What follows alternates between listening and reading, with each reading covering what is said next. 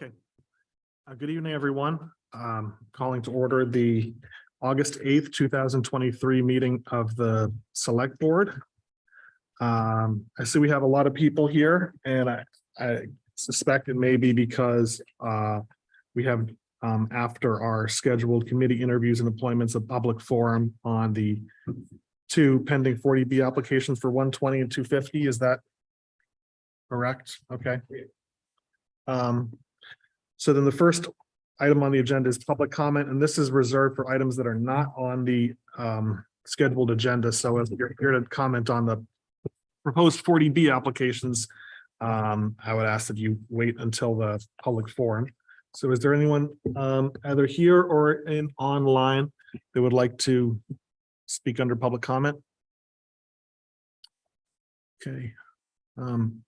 Seeing none, the first item on the agenda are committee interviews and appointments. And the first is, I want to make sure I pronounce the name correctly, Laura Chioco.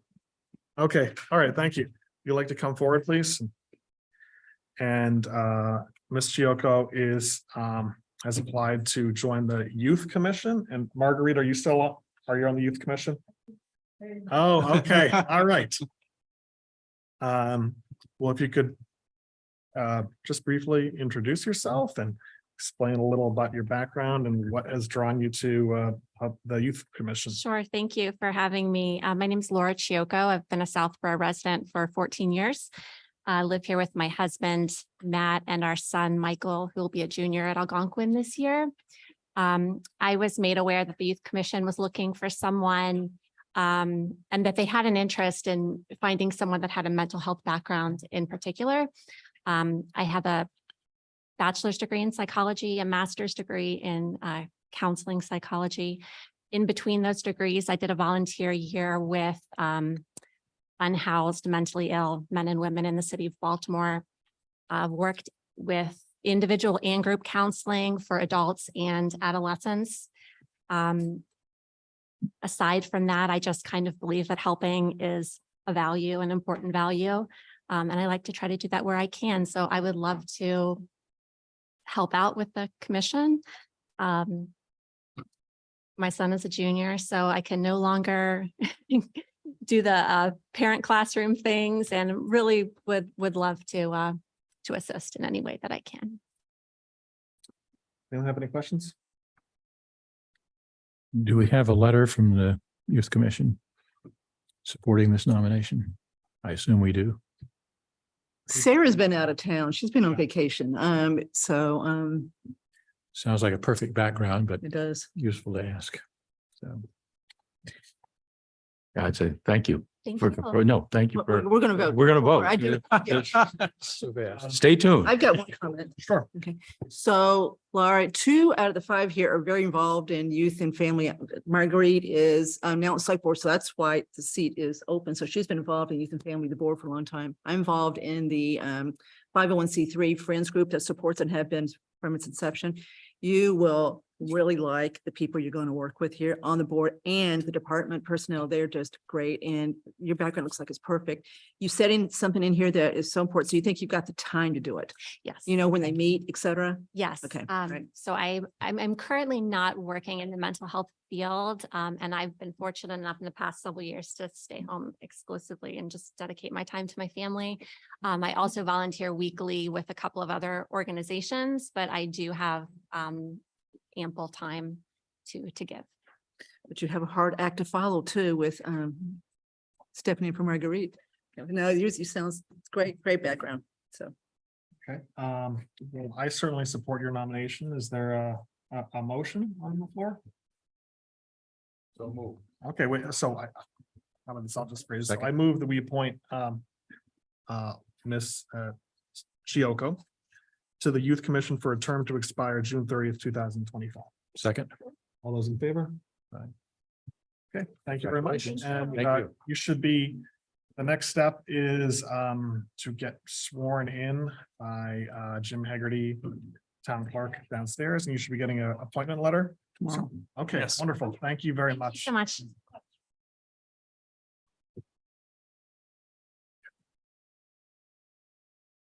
So she's not available. Oh, okay. All right. So the next items on the agenda are 3 applications for the Tricentennial Committee.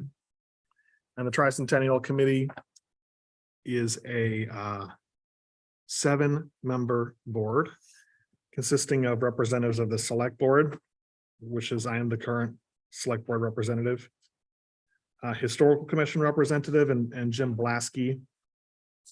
He's on here. The Historical Commission voted to recommend his appointment. 1 resident who shall be a veteran, which I don't think we, actually, Mr. Morris, I think is he a veteran? He's not. He's not a veteran. Okay. And 4 at-large residents. So we have 3 applications for the at-large position. Ginny Martins, who is a real estate agent in Southborough. Don Morris, the very long time chair of the Southborough Planning Board, and Mr. Blasky. And we invited them. He's going to be historic representative. So He these would are be, 2 at you're large. right, I stand corrected. 2 Sorry. at-large and 1 historical commission representative. And I think we invited them all to come forward and talk a little bit about themselves if they wanted to, but I think these 3 people are familiar to everyone on the board. So does anyone have any questions about? Okay, so I think 3 strong candidates. yes, I think this is very encouraging. And Yep. then we'll now have, after we appoint these 3 people, we'll now have a forum. And then one of our goals was to get this committee fully staffed by the end of October and then get some type of a basic report by the end of December. So do you So we think? need 2 more at large after this, and then 1 veteran. Yes, correct. Do you think we can appoint them all in one You can do motion? them all in one Okay. motion, they all have the same term. Yeah. So I move that the select board appoint to the Tricentennial Committee for each person with a term to expire June 30, 2024, Ginny Martins, Don Morris, and Jim Blossom. Second. All those in favor? All those opposed? Okay, and is Mr. Ramsey here? Fantastic. All right. And Mr. Ramsey has applied to join the Economic Development Committee. I know on your volunteer application, you said you're interested also in the CIPC Capital Improvement and Planning Committee. So you say new Southborough resident with a young family. I remember, 9 years ago, I think I was kind of in a very similar position. So thank you very much for coming forward and volunteering to be on a town board. If you could just tell us about yourself, your background, and what you think you can add to Economic Development Committee. Yeah, sure. It's great to be here. Thanks for having me. Like you said, Andrew, just moved into town with my wife and 2.5-year-old son, with 1 more on the way around Thanksgiving a year ago. My wife's actually from Hopkinton, so just a stone's throw away. I'm from Connecticut originally, but hoping to set up shop here for the long haul. And really just applied just to be involved in the town, and as far as the committees I'd applied for, just interest in just the economy writ large, and finance and money and investing, and really want to understand the long-term vision for the town, and be a part of it, and ensure that it's on a good track for my kids. My background, I've been in enterprise technology sales for 15+ years now. And quite candidly, this is a little bit last minute as far as kind of being invited here. So a little bit of this is on me, is not really fully understanding what the time commitment would be. So wanted to make sure I have a good understanding for what that would be before, in the event that, I was a fit to join or asked to join, would want to know that beforehand, quite frankly. So. All right, Mr. Stivers, do you want to take a stab at that one? Have you watched any of the EDC meetings online so far? You know what, this is, I'd be a newbie in a Okay. lot of different respects. Okay. To Right. to town councils and to town government.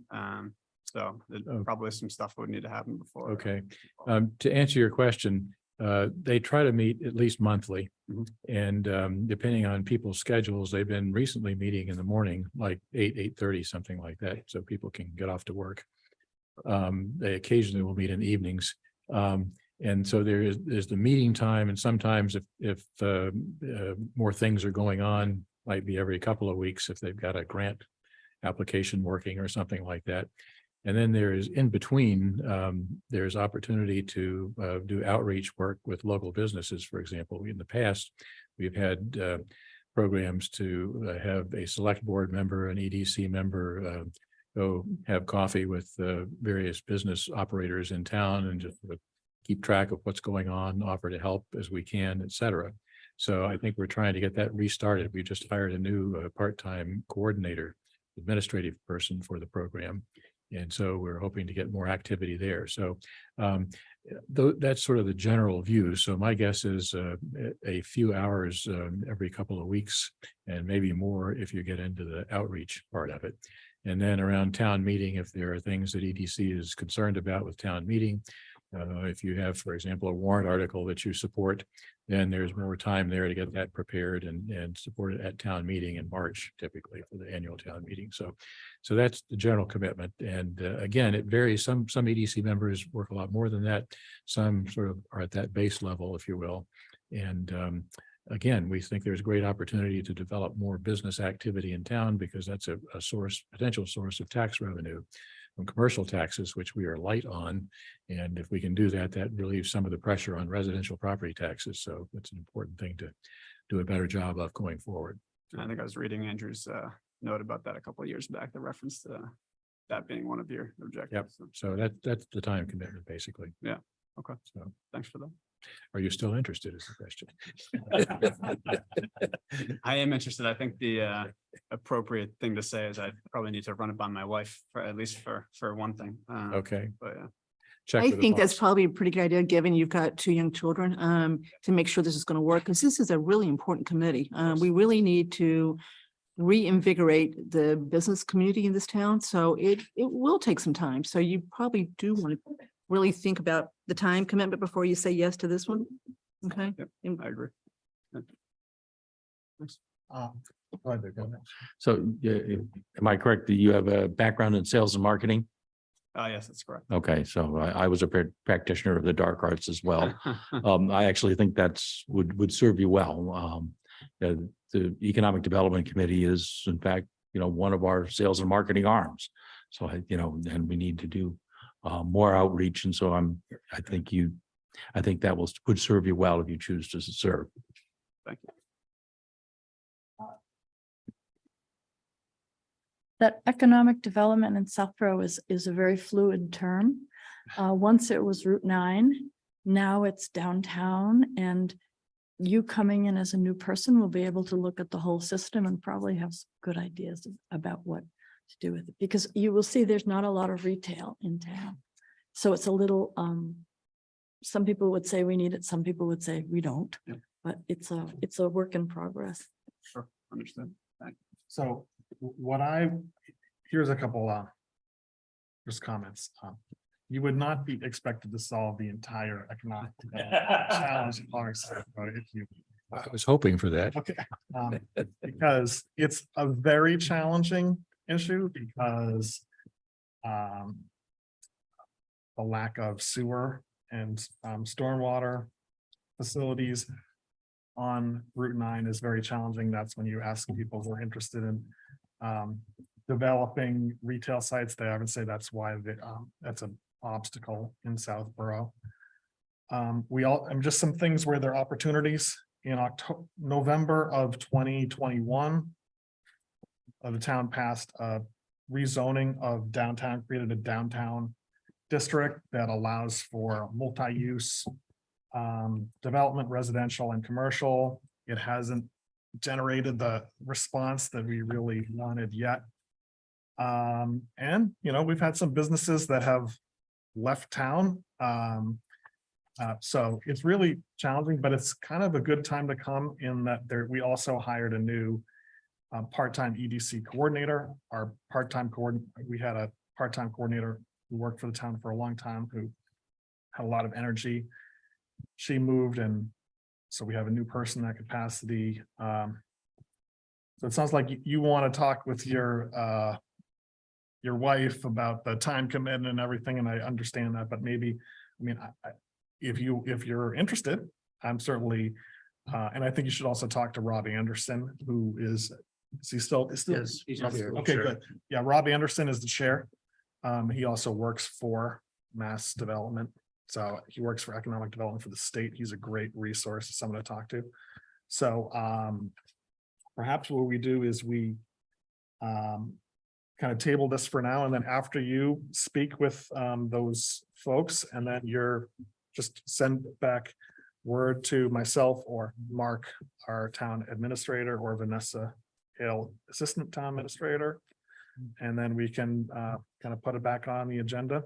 Yeah, sounds great. Thank you. Some of this is on me too, so I apologize that Jason, is one of the committee chairs as well, and reached out and just wasn't able to connect with him prior to today. So, Well, also, you're very brave to come, and there's not usually this many people at these meetings. They're not here for your to weigh in on your prospective appointment to the EDC. Andrew, Yeah. I think EDC may have reorganized. I'm not sure if Rob is still chair, but Rob Anderson has been chair for a while.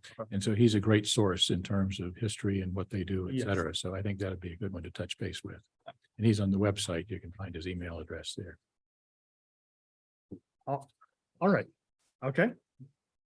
So thank you very much. thank you. Okay, I think that takes care of our scheduled committee interviews. Right? Yes. All right, so the next item on the agenda is a public forum for the two pending applications for project eligibility to mass housing for potential 40B developments at 120 Turnpike Road and 250 Turnpike Road. And so just some kind of history here. Oh, okay. So before we get to that, I know, sorry about that, Chief. We're going to table that for a moment, instead go to under other matters, a late addition to the agenda this morning was an update on the migrants current temporarily housed in Southborough. The reason why we're going to advance this on the agenda is because Chief Achilles, our fire chief, is coordinating operations there for CERT Community Emergency Response Team. And he's here to provide an update, and I will just, town announced, issued a press release about this earlier today, and I'm first just gonna read the press release, so everyone has the same information if people haven't heard it already. But so on Friday, August 4th, 2023, Southborough town officials and our legislative delegation were alerted by the Commonwealth that 18 asylum-seeking families were being placed in a hotel in the town of Southborough. The Select Board, public safety departments, our legislative delegation, and other enlisted state agencies and area nonprofits mobilized immediately to coordinate the pressing needs of these roughly 60 individuals, which includes children and infants. The town is also in close communication with other communities in our region who are also housing many asylum-seeking families. Various state agencies are working with the town to coordinate food delivery, medical assessment, mass health resources, translator services, and other needs assessment. So today we created a target community registry for requested items. There's a URL that's in the press release that Vanessa, I don't know if it's been put out on Twitter or sent to. It's Okay, everywhere. yep. So please do not purchase Target gift cards at this time. By default, that is an option in the registry. We will continue to add items to this registry as needs arise. Currently, we are not accepting used clothing, cash donations, or household items. Requested items on the Target registry may be dropped off at the Southborough Public Safety Complex, 32 Corderville Road, Southborough, between 8 a.m. to 5 p.m. through Saturday, August 12th, 2023. Thank you for your caring and support as these families seek safe haven. The needs will change as we help these families settle into the next step of their journey. Please check www.southboroughtown.com for additional updates.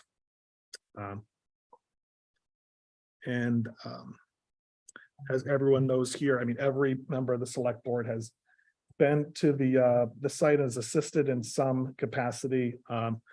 We owe certainly Lisa Braccio and Chief Achilles cannot continue to thank them enough for their efforts so far. This was a surprise announcement that came on Friday afternoon. It's the last 5 days have really felt more like a couple of weeks, but it's just amazing the progress that's made so far. So Chief, I'm going to turn over to you to just the framework of where we are. Well, good evening and thank you. I think the press release encapsulated a lot of going on, and it, what I'll do is I'll cover a couple what we've been doing on scene with respect to privacy, some security issues, some HIPAA issues. So I won't be able to disclose everything. If that's something that this board wants, we'd have to do it in a different form. So if you ask me a question later, if I defer, or if that's probably the reason why. I just want to let you know that, yes, on Friday, of course, late in the afternoon, I think after everybody went home from work and did everything else that we were going to do for the weekend, we were advised. And I know that I responded after a phone call just to get an idea of a situation assessment. We did have some members of the state legislator and our reps there. We also had some members of the select board there. And really our most important thing was just to get our handle around the complexity of it. I did assign a CERT team leader to be on-site coordinator because there was really no state assistance available. And realistically, there's still no state or very, very limited state assistance. What our priorities were for the first 24 to 48 hours was ensure that the families were fed, that the food was distributed, that was being dropped off. The state provided 2 meals a day, but there were some gaps. Ensure that we secured and provided breakfast, which was not included by the state. Make sure they had basic necessities and supplies, especially for hygiene. We did provide emergency medical care through the ambulance service and fire department as needed because there was really no medical care initially available. We did try to get some toys and games for the children. The number right now is 68. That's the number. I think there's a total of 24 rooms at the facility. We did have a great outpouring and support from some site interpreters as the languages were Asian Creole, French, Spanish, and Russian. So we made it through the first 36 hours over the weekend. The decision was made on Sunday morning to create a little more structure and organization. And we're applying an emergency management incident command approach so that we can ensure appropriate coordination, accountability, leverage people in the right roles, senior officials in a role, because that was extremely important to move things along. And then myself, along with now it's the health department and youth and family services are managing the on-site. We still maintain an on-site coordinator during the day, basically from it's moving to from 11 to or 12 to 7. And we're still being able to maintain that. As of today, we're still operating the site and we continue to believe that we'll operate that site through the rest of this week into the weekend, and it may change on Monday. But again, as we get information, it's not always timely or consistent. So that's what we're anticipating. And that's why the request for donations was very specific and for a specific date so that we don't have too much. We are working with our partners in Westboro and Northborough because they are kind of in a similar situation. So we're starting to share resources and information as we get it. As of today, we put out that press release, and for the public and for the select board members, it was important that we had a consistent message and that we understood what we needed and what the needs were. We'd like to have put that out earlier, but we were still assessing what the scope and the size of our issues. We continue to provide breakfast. We're working on that through donations. On site, they've established a community meeting with our interpreter and Youth and Family Services, our public health department on a regular basis to start getting an idea of what they more need and some of their kind of outstanding issues. They've been moved around a lot and had an arduous tour to get here. So we're finding that making connections and finding the deeper, some of the baggage and some of the things that have not been managed from a public health, mental health, and behavioral health. We're trying to manage that. We are briefing you tonight. I think our organizational structure works well. I appreciate the select board and senior officials understanding that we're trying to create consistency and accountability and minimize confusion. I know we all appreciate the assistance we're getting, but we're trying to keep it organized and manageable. And for the board, if there's anything you want to know from that site, if you want to visit, just please give me a heads up. I'll let the on-site coordinator coming and what role you would want to play. If you want a tour, if you want information. If there's something you think needs to be done or you're hearing, please just reach out to me. I'll verify or confirm what's happening. And we do have plans to maintain this through Monday, and then we'll, of course, over the weekend, if we have to do something different, we will. So I'll leave it at that and then answer any questions you have. Okay, I for one don't have any questions, but I'll. Kathy? I just wanted to add one thing that is not that press release because it happened afterwards. So Mara Healy has also declared a state of emergency today for the state. So this is not just Southborough, the boroughs, it's statewide, which I guess will trigger hopefully a federal response possibly. But just to emphasize, this phone call or the email came in at 4:30 on a Friday afternoon in August in Massachusetts. And the state has provided the hotel and it's provided 2 meals a day, but that's it. So we right now are trying to provide everything else. And so hopefully her state of declaration of emergency is going to help that effort going forward. Yes, Al? Marguerite and I attended a meeting in Northborough with the towns of Westboro and Northborough, where we met with the, I've got the title wrong, but the person who's responsible for emergency shelter in the Commonwealth. Housing Secretary. Housing Secretary, thank you. And I'd say the state is scrambling right now. There are some 20,000 individuals. I think it's something like 3,000 families. I'm not quite sure what the exact numbers are, which is substantially higher than we have experienced in the past and for which we are, I regret to say, largely unprepared to deal with.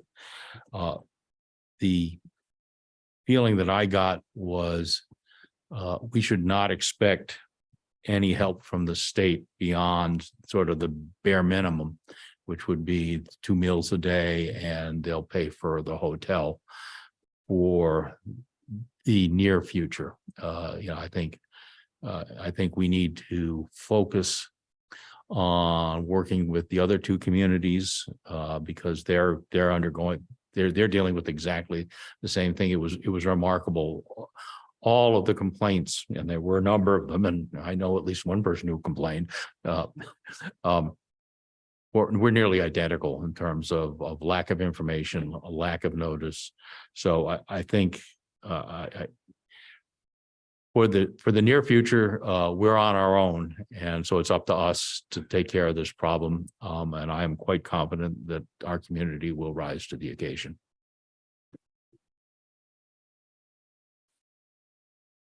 I had just briefly to say, Chief Achilles, you've been fantastic. You've been a center of the wheel of a lot of moving parts here. It's just been quite chaotic. There are a group of larger issues, like I think it is a legal requirement if there are children in town that they need to go into our school system.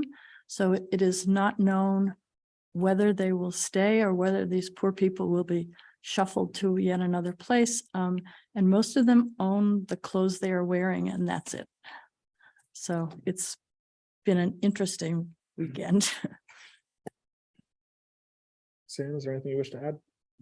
Just to reinforce the surprise element, I think it's the case, Chief, that actually this individual started arriving on Thursday, 24 hours before we actually got the notice from the state. So another element of surprise there. And I think, again, it certainly sounds like there are a number of moving parts here as far as not only, how long do we expect them to be in town with us? And are there things that we need to do in terms of health, for example, is a real issue. Nutrition is an issue. Be able to find ways to begin to think about getting documentation to get jobs or whatever that would be an ultimate solution. And again, it sounds like the state is not really in position at this point to help in a very organized way, which is pretty disappointing. But I think it sounds like we've made great progress. And so again, thanks to all been part of this. And just for clarification, we know that 5 families came in Thursday night. And it really didn't trigger a lot at the time. And then the larger remaining group came in on late on Friday without any notice to the town. And you're right, there's a lot of things that are happening that we're organizing, we're prioritizing what's the most important, and advanced planning for contingencies for things that Ms. Landry and other people brought up that we have to pay attention to. And we'll continue to leverage the right resources that we can within our community. It's a lot of work. It's a lot of effort, and people are doing the right thing right now. So again, we truly appreciate all the effort by everybody. If we seem to pace it and throttle it a little bit, please understand it's for a reason. Stay tuned, and we'll try to keep you we're briefing every day. And I know Mark and Mr. Dennington will brief as we go forward. So. And just the final point that I'll say is, Sam, I think you're right. The state is scrambling a little bit. You're being very polite. I don't think there's a lot of value in kind of a blame game about an internationally driven situation, but I do think that our state representative and state senator have done a good job in helping to organize meetings to try to coordinate as much as possible. And I want to express our appreciation for the efforts. And they were some of the people that responded first to this scene, helping out in both in a concrete way and then in an advocacy legislative way. Okay, and then Vanessa, there's some hands raised, do you say? Okay, so in that case, thank you very much. Thank you. I appreciate Yes, the thank you. briefing. Okay, so the next item on the agenda is a public forum for, now I'm repeating something I began to say before, the pending applications for project eligibility under Chapter 40B for Ferris Developments proposed developments at 120 and 250 Turnpike Road, separate projects. I just want to set some kind of background before the discussion begins. First, as I think most people know, the select board is not the permit granting authority for Chapter 40B comprehensive permits. The stage that this is at right now is the developer has submitted an application for project eligibility to mass housing under Chapter 40B. We're in a process where there was we have an opportunity to comment. We have a draft letter that's in the packet about what we have or think we intend to say. And But if Mass Housing deemed these projects eligible under chapter 40B, that would then make the applicant eligible to file an application with the zoning board of appeals for a comprehensive permit under chapter 40B. And there would be a whole other process at that point where abutters would be notified and there'd be an opportunity for a process where there would be public feedback that might be incorporated into you know, whether to grant the permit or not, and if the permit is granted, what type of conditions, very specific site conditions might be attached to that. So just want to make that clear so everyone knows there's not a decision being made on this permit tonight, and it's actually still a ways away, even if Mass Housing issues project eligibility letter. So this was first on our agenda on June 6th, where Ferris Development came and before filing the application with Mass Housing, gave a presentation that previewed the two applications. This board has set a goal of increasing the stock of affordable housing in town because we have been chronically short of our 10% goals under chapter 40B. And we discussed it again on the 11th, noting that we had the applications had been filed. We had a letter back from Mass Housing inviting us to participate in a site visit, which we did on July 25th. I think everyone here participated in that site visit. And it did involve walking back into the woods for both projects and getting a sense of physically where these sites would be located. And now we're in the phase where we got an extension until August 18th to send our response. This has been sent out to other town boards and we've gotten, the planning board is working on their own letter. Is that correct? Yep. And we got a letter back from the Stewardship Commission, I think. Heard anything from Shopsy or? Okay. Got open space. Okay. I think the stewardship took care of the open space. Okay. Because the stewardship takes care of conservation and yep, next, I think okay. they responded. So, We also heard from the Conservation Commission. and we do have a representative of the of Ferris Development here. Michael Ferris is here. He was here at the June 6th meeting as well. So, you know, I think maybe the best way to approach this is we first deal with 120.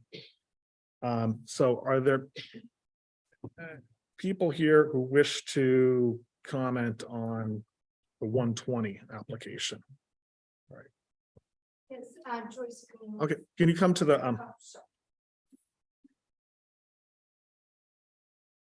Joyce Greenleaf, 4 North Street. Also the chair of the Stewardship Committee, so I want to clarify, Stewardship Committee commented for Stewardship Committee, not for Open Space. They're 2 separate committees. So in all due respect, that was incorrect to say that. So I was curious why, if the comment period is open till August 18th, that the select board is commenting now with the draft letter to be sent out so quickly when all these other commenters are still coming in. I'm just curious about that. Well, it's I can think of the other boards that might be commenting. One, the planning board, which my understanding is they're going to do their own letter. And the ordinary time period is 30 days. So we got an extension of at least some additional time. So we can, you know, understanding that this application did come in the summer, so we got a little extra time to get some feedback. But do you want to speak to some of the specific issues? Well, I just submitted our letter and we submitted, obviously stewardship oversees and manages it makes recommendations about Regnico Conservation Land, which is kind of a crown jewel of Southborough with trails and habitat. And we make recommendations to the Conservation Commission about the management of that property. And being a major abutter to this development, we have a lot of concerns about how it's going to affect the vista, how it could affect. If there isn't some parameters put around the kind of plantings and landscape, lighting can really affect the kind of habitat that we're trying to promote there. So we offered up a series of recommendations regarding that, that we would really hope to have some support for in order to protect the work that we've tirelessly been doing on that property, which includes habitat for things as small as pollinators. And you may or may not know, but a very important native bumblebee that's known to be in decline in Massachusetts and was thought to be gone from the state completely has been found on Breakneck Hill. And it's one of the very few places in the state that exists. We have ongoing scholarship there with a professor who's studying that and other pollinators in decline, and we're planting things that those pollinators rely upon. And so any sort of tree clearing, like all this disruption can bring in invasive plants such as knotweed, and could bring in jumping worms, which are a big invasive problem right now in the state, that can come in through construction, loam with construction. And so we just want there to be some awareness and some guardrails on that. And we made a series of recommendations on those and other things. And I would ask respectfully that the board consider those in your own comments and stance on the property. Okay, I can say my own view is that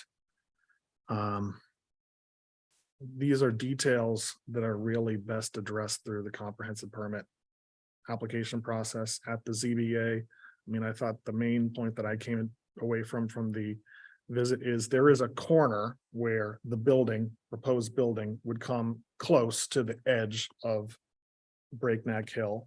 And just, my quick view would be if there was used appropriate screening and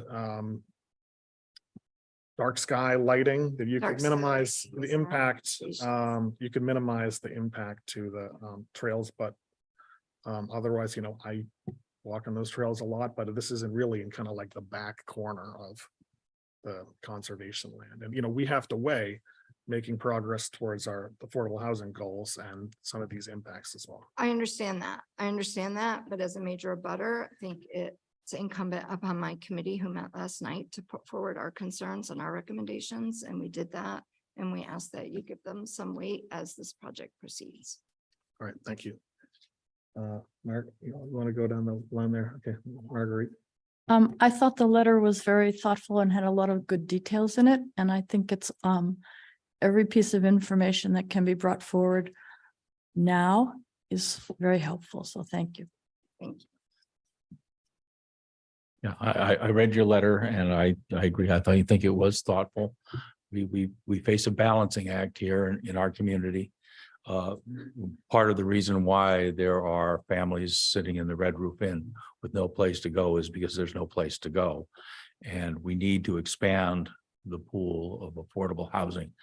And so it is a balancing act. I think Andrew is right. The proper place for these issues to be ironed out is in the comprehensive permitting process. And I'm certain that you will have a voice there, and you have your own voice as a town official.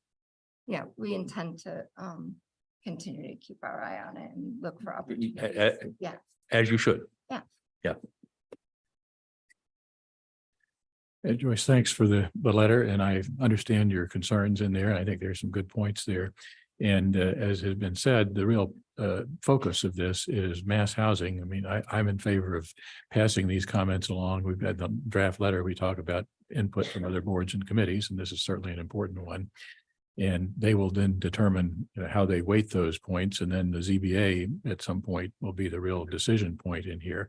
So obviously, as you keep plugged into the process, you'll have more opportunity to do that. Yes. And I also believe that we've actually done a fairly active job of publicizing this, and that we sent out requests for input from all town boards and committees. And as Andrew said, we've gotten some response there. And we've had conversations about this at least a number of select board meetings now. So it's not that, nobody has had any opportunity to know what's involved here.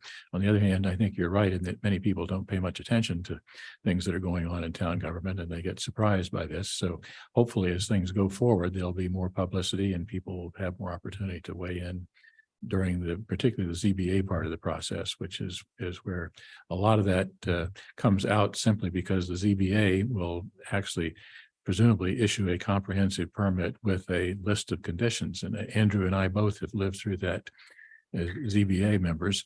And it's not unusual to have like 50 or 100 restrictions or conditions on those permits. So there's opportunity to add things that people care about in terms of that process.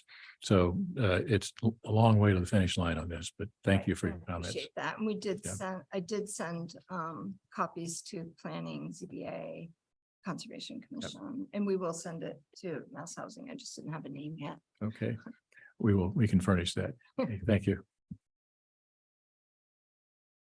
So just to ditto what my colleagues have just said, as far as ZBA is where the action really is. And so you should be ready for that. But in the meantime, we're going to make sure the developer gets a copy of your letter. Because not only, you just haven't sent a letter, which clearly took some time to put together, that criticizes it. You've offered constructive suggestions as to how to mitigate your concerns, which is great. So we appreciate it. And I do know the difference between open space and, what I was trying to say is, I assume you did this because you're the abutter. And therefore you're really, in other words, open space would have may have said the same things. And I can't speak to Okay. open space. so, because so I don't- understand that you're not part of open space. It's totally different. So, but this was really, really thoughtfully written, and we'll make sure the developer gets it. The ZBA is where you want to make sure that you're ready for, as far as being able to express the same concerns to that group. Okay. Okay, are there any other comments on 120 Turnpike Road?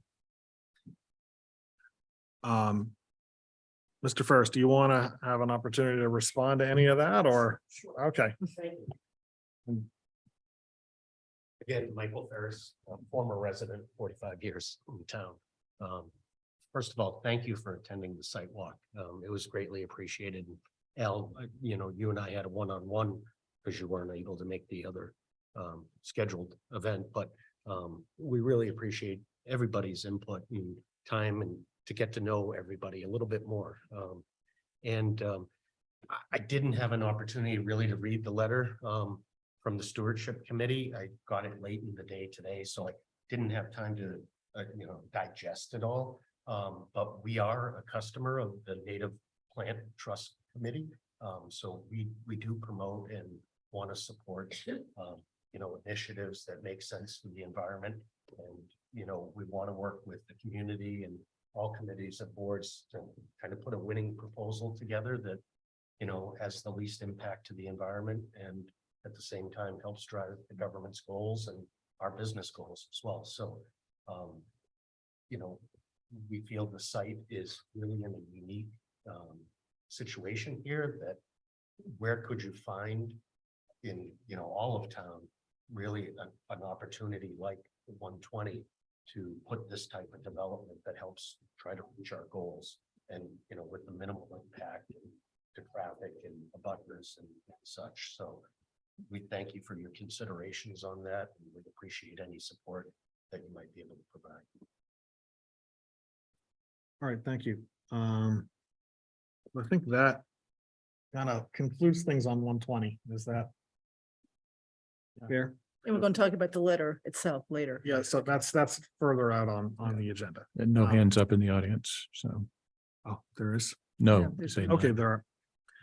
So in that case, 250. And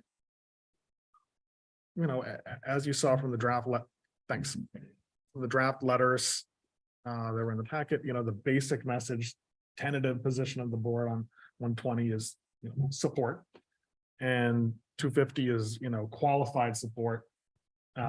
Taking into consideration that there's concerns about the height and scale of the building, and that, again, if there was site project eligibility, a lot of this would be addressed through the comprehensive permit process.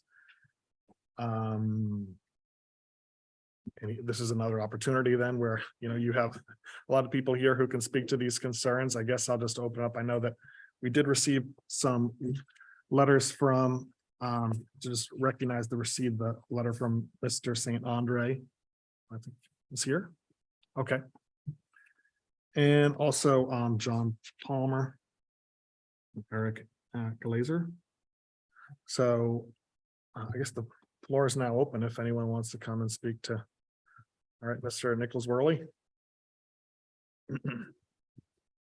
Good evening and good evening, everyone, and thank you for the select board for the opportunity for this public forum.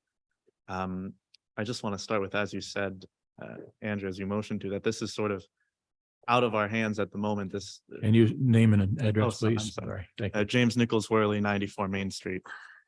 Now, it's my understanding that this issue is more out of the town's hands than a usual site plan that would go through the planning board. There's a reason that the state government refers to 40B as the anti-snob zoning law. I just want to, although address what the select board is going to send in a letter with its comments to the state. And I want to address the trade-offs that come with the project, both negative and positive. I expect we'll hear a lot about the negative trade-offs tonight. The increase in absolute traffic flow on abutting roads. An increase in the school population, which is not accounted for because funding for our schools from the state comes from current housing units, not projected future housing units. But I think that for projects like this, which are very large multi-unit developments, we weigh these trade-offs differently than the history of development in modern Southborough.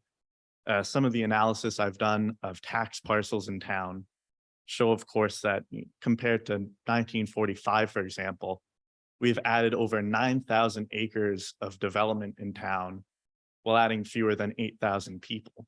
The density of our built land has decreased from 3.3 people per acre in 1945 to 1.1 people per acre in 2022. So I want to, talk about some of the positive trade-offs that come with a project like this. That in multi-unit housing developments, the US Census shows that people have fewer cars per person compared to single-family homes. Additionally, this newer construction will be more energy efficient and, of course, better for the climate on a per-person basis compared to older construction and single-family homes. Well, it's maybe not an ideal location. The sites on the turnpike have pretty quick access from Route 9 to Route 85 to the MBTA commuter rail station, which will hopefully decrease traffic on more smaller local roads. Additionally, this will expand and attack the goals of the 2021 master plan and, of course, the fiscal year 2024 plan to diversify the housing stock of Southborough and increase the supply of affordable housing. And finally, we've already heard tonight about an issue we're dealing with housing people who would not have houses otherwise. And this is the biggest issue, I think, is that we have a statewide housing issue in Massachusetts. This is just one small piece of building on a problem of fighting homelessness, of fighting housing affordability, and fighting, the things that are most plaguing our state today. So I hope that the select board will keep these, the positives of this project in mind, weighing against, of course, the negatives. So thank you so much and good luck. Okay.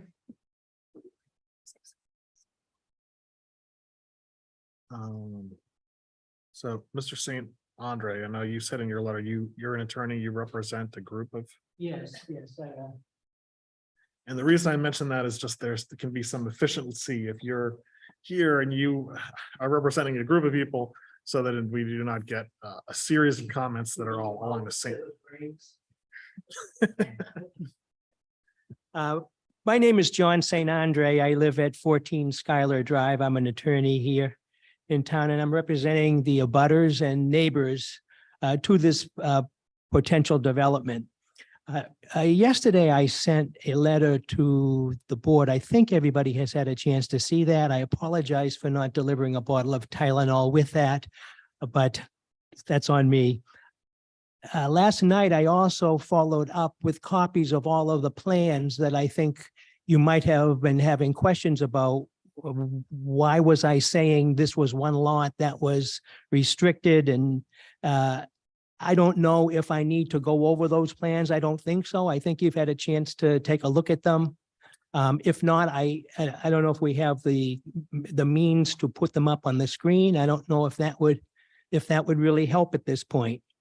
But what I'm here to talk about is the Board of Selectmen. The Select Board doesn't make the decision on the permit, but you are making a decision to support this proposal, and you are making a decision as to what goes in the letter that you write to Mass Health.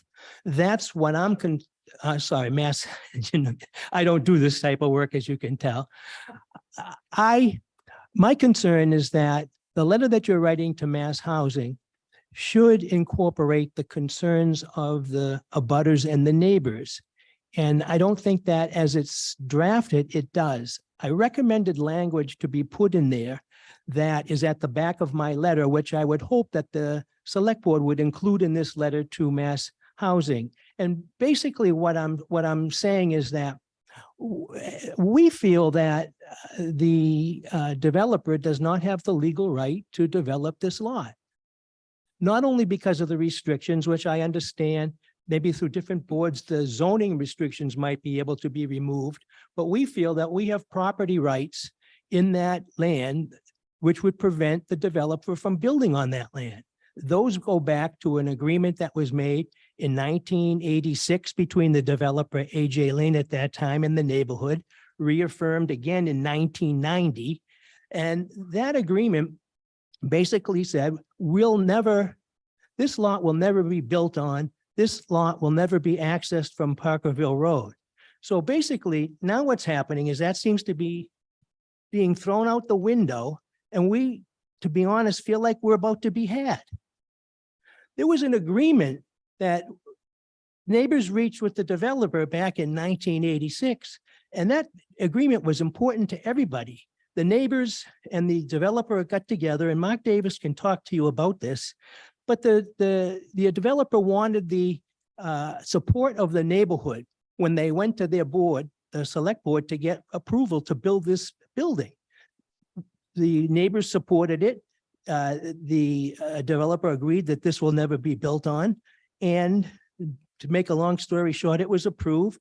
It was never appealed because there was nothing to appeal. The agreement was in place. 1990, same thing happened again. The developer needed a special permit. The special permit came up. The developer went to the neighborhood. I want your support. Sure. You're going to go along with the agreement we have, never to build on that. Yes. No access from Parkerville Road. Yes.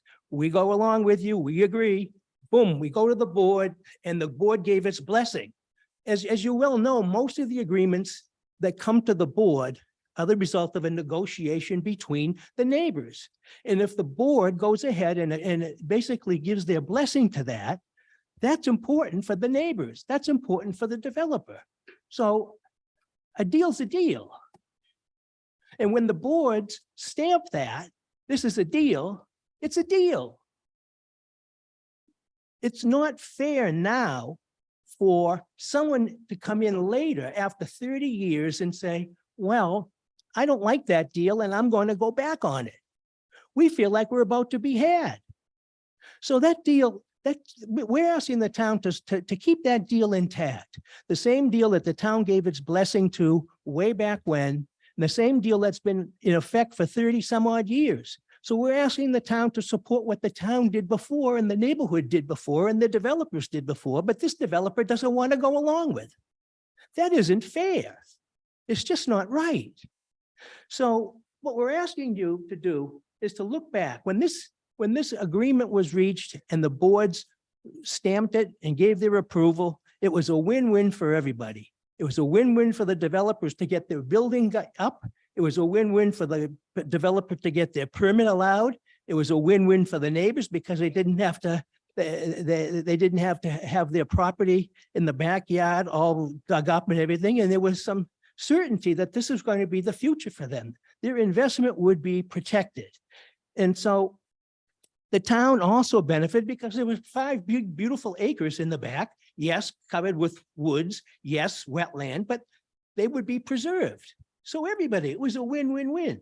Now it seems like we're about to be had. So what I like to do is just ask the town in this letter to insert the language that I have in the back. I'm not asking the select board to say, yes, the neighbors are right, the neighbors are wrong. Just say that these are the neighbors' concerns. So when we go to mass housing, we can tell them, look, we didn't sit on our rights. We have rights here and we want you to take that into consideration. I'm assuming that there's somebody at Mass Health, a legal committee that reviews situations like this. This is unique. This is different. This is not, can we get rid of zoning restrictions? This is, do these neighbors have rights here that we don't want to affect? If that's so, then the project doesn't get the eligibility letter. That's the deal.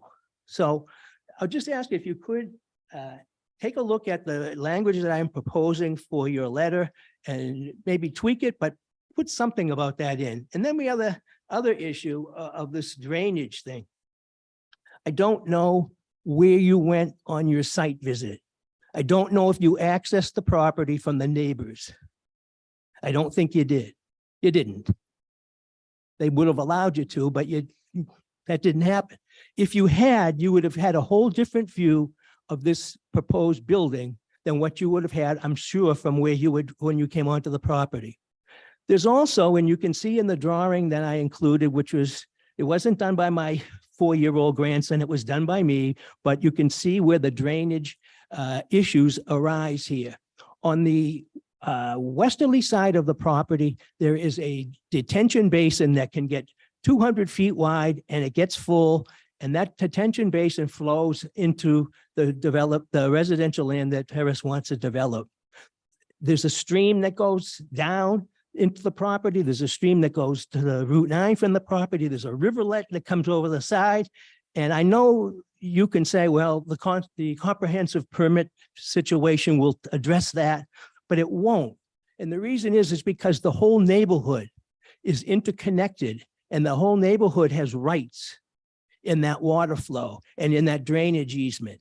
And so the comprehensive permit can't take away those rights. Neither can the 40B housing committee. So we're just asking you if you could just stick that in the letter somehow. This is our position. You don't have to say we're right or wrong, just so that mass housing has an idea that this is what we are concerned about. Thank you. May I ask you a couple of questions? Sure. First off, thank you for your letter, and I can only speak for myself. I would be more than willing to put your wording in the letter. I think we need to make sure that all of the issues associated with this property are put on the table for a fulsome review. I'm sure the developer has a different view of the events that have transpired over the last 30 or some odd years, and I think I'd like to see town council at least take a preliminary look at this. Yeah, obviously you have your own council and but I don't personally have a problem with putting that in. We need to put issues on the table so that they can be addressed in a forthright fashion. I mean, I have concerns about this development as well, particularly about the building height. But I would like to see us do something here if we can, but and I hope you're willing to show some flexibility. It sounds to me like your neighborhood has in the past. I have not had a chance to look at the prints that you've sent me. I will look at them. How is this understanding memorialized? I'll just say, if I can interject, Mr. St. Andre sent me all these documents. Okay. Well, maybe I'll just do it right now. Right. It, although the question of how it was memorialized is really not for you to decide, is that going to be legally enforceable? But it was agreed to orally in front of several people. It was agreed to and presented to the boards in a public setting. The pertinent provisions of the agreement were put into the restrictions contained in the decisions. And more importantly, there was reliance on that agreement by the neighbors. And the neighbors performed their part of the agreement. So to the extent that the agreement may need to be in writing, there are exceptions to that. And two of those exceptions have been satisfied. One being that the neighbors performed their part of the agreement. And number two, there is some writing here. And there's also a reliance. And I think legally we get over the hurdle there. I'm not saying that there aren't challenges, but we think we have something here. Oh, okay, thank you. I've been through this exact situation in my neighborhood. And it took us a certain amount of work to resolve it, so. I appreciate that. I mean, my just quick reaction is of the two comments you're proposing. One is something you could deal with as a condition, but the other one is just don't support it because your position is that the owner doesn't have any right to develop it, right? Right. Okay. All right. Yeah. Quick comment, again, appreciate the letter and the information. And I'm supportive of at least referencing your points in our letter, as a matter of fact. I will say that having lived through several of these in my zoning board experience, this is not a unique project. Actually, there's always something like this that comes up in my experience, at least. And, you know, the mass housing folks, I think, are accustomed to dealing with these kinds of things. And I don't know what their internal review process is, but I've been surprised frequently by the results that come out of that process. So, but again, I think that the real issue is, in my mind at least, is not whether we believe that what you're saying is correct or not. We don't, at least I don't have a legal opinion in terms of the strength of your claim here. That's something that both the zoning board is going to have to deal with, and then mass housing. And then if there's an appeal for an ultimate decision, either the Housing Appeals Court, which is part of mass housing, will deal with it, or then on to other courts to deal with it. So legal standing here is, to me at least, not something that we can opine on that with any significance at this point. But I think you raise interesting points, and we should make sure that we at least include reference to these and other points that we've received as well, to make sure mass housing has a complete picture of what things they might want to consider, and create an opportunity then for people to come back later and reinforce points that were a part of the original communications. I think it's important, at least as a placeholder, to leave the door open for further discussion of these kinds of issues. So thank you. Mr. DeAndre, do you represent the entire neighborhood? Period? Or is there any dissenting views in the neighborhood as far as what the neighborhood wants? No, no dissenters. Okay, so let me just ask you a point question. Is there any appetite at all to sit down with the developer and try to negotiate any type of compromise on this project? Or is it really truly just a no? We All just or don't. nothing. No, I think that there is a consensus that we would like to meet and talk with the developer. Some do not want to at all. Some are adamant. Most are willing to sit down and talk. Our problem, to be honest, is that even though the developer has met with all the boards, met with everybody else except us, we've never been invited to anything other than an initial meeting with the developer, who said he wanted to go along and cooperate with us if we supported his special permit to go to a self-storage. We said, well, we'll support that. And he said, I'll work with you on this 40B. That's it. We haven't heard anything. So yeah, we would like to sit down, but I think the developer has to make a good faith effort too, to sit down with us. And maybe there is no lesser development that he will do, but we don't know that yet. All we know is he's going ahead and rolling forward with this 40B four-story apartment building. But yes, I think there's a consensus that we would sit down and see if there's some middle ground or something before this gets out of hand, which it apparently will at some point. But we certainly were willing to look at it now, definitely. Most of us. I just want to make a brief comment of, you mentioned this apartment building, one of the benefits from the town standpoint of the fact that both 120 and 250 are rental is that under the chapter 40B regulations, all of the units would count towards the subsidized housing inventory as opposed to other proposals where it's for sale and only 25% of the. No, I get this. Okay. There's an advantage. I understand that. All right. Is there, Thank you. okay, is there anyone else? It's your choice. I recognize you from prior meeting, but I don't remember your name. I promise, we came together to be as concise as we could on this, so. Okay. You're not gonna have 30 people standing up here, I don't think anyway, but I'd like to elaborate a little bit further. Oh, I'm sorry, yeah, Eric Laser, 9 Skylar Drive. So I'd like to elaborate a little bit more on some points, in addition to the aforementioned legal considerations, which will be further explored. There's just concerns, and I think you'll see my points as I'm trying to connect these dots around the development itself. So firstly, as designed, it actually is, it's not in compliance with our own town guidelines, which date back, let's say, to the 2009 Affordable Housing Plan. So for example, height limitations as described should be in accordance with standards set by other buildings. We can't think of any other residential development that is within throwing distance of a 4-story apartment building. Just before coming over here, I drove through Madison Place. Those properties are 3 stories. So that, again, the height, but more specifically, we can't think of any other development that is as close to something that is this big. Secondly, no clear-cut properties. If you look at the plan, the development, the parking lot, most, if not all, the vegetation that is close to the abutters will be cleared. We have concerns about lack or the impact on wildlife, but also just the general feel of the neighborhood and now having this big building and parking lot in your backyard. The next point was around housing that reflects the rural character of the town.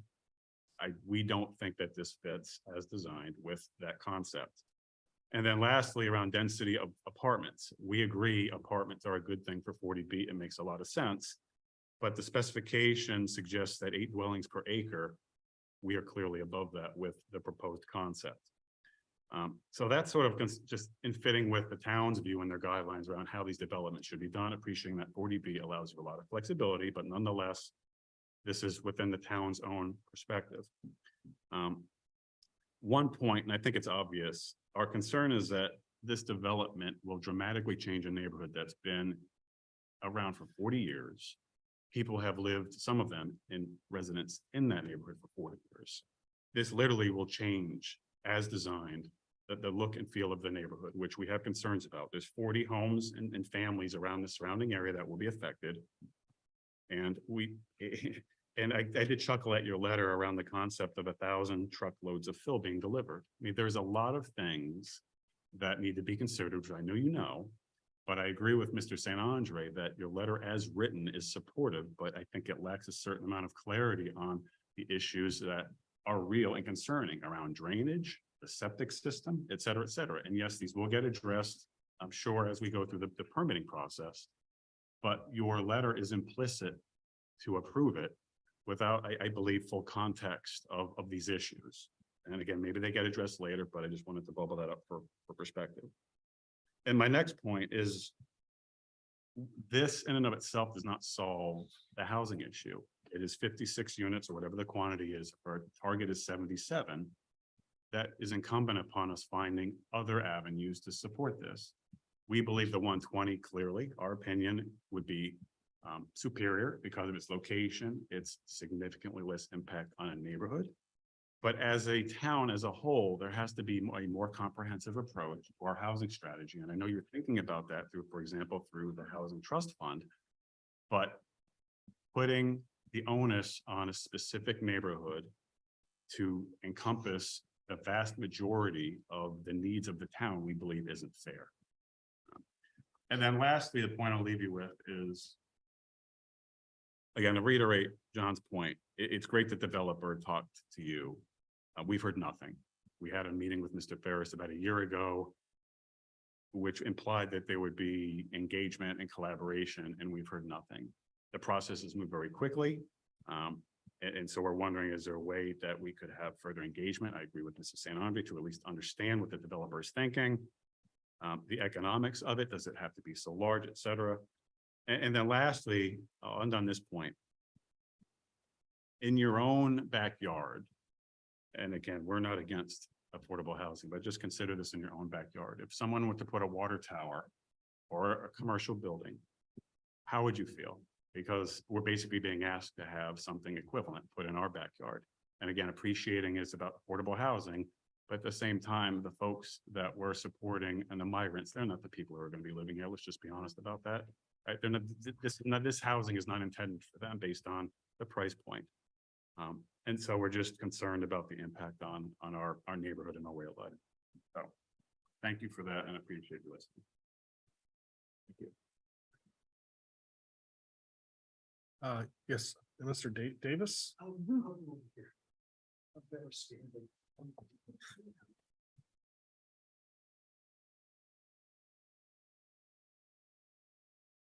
Mark Davis, 13 Schuyler Drive. John St. Andre used a little expression that Andy Lane came into town way back when. I was around way back when and had the pleasure of meeting with my new neighbors on Schuyler Drive. There were 10 houses at the time. And I went down and we met with Andy Lane and John Garahan, his attorney, and talked about 250 Turnpike Road. Essentially, the neighborhood took the stance, we were okay with an office building. What we didn't want is we didn't want you coming back at some point in time and developing that residential piece of land in back. We wanted two things: no access to Parkerville Road, actually on both sites, the commercial site and the residential site, and no building. And we would not object to his various variances and other relief he needed to get the office building. We would not object to his parking lot being close to the lot line or anything else he needed. And that was the deal. We walked away. We had a building lot that wasn't going to be built on, and Andy Lane built his building.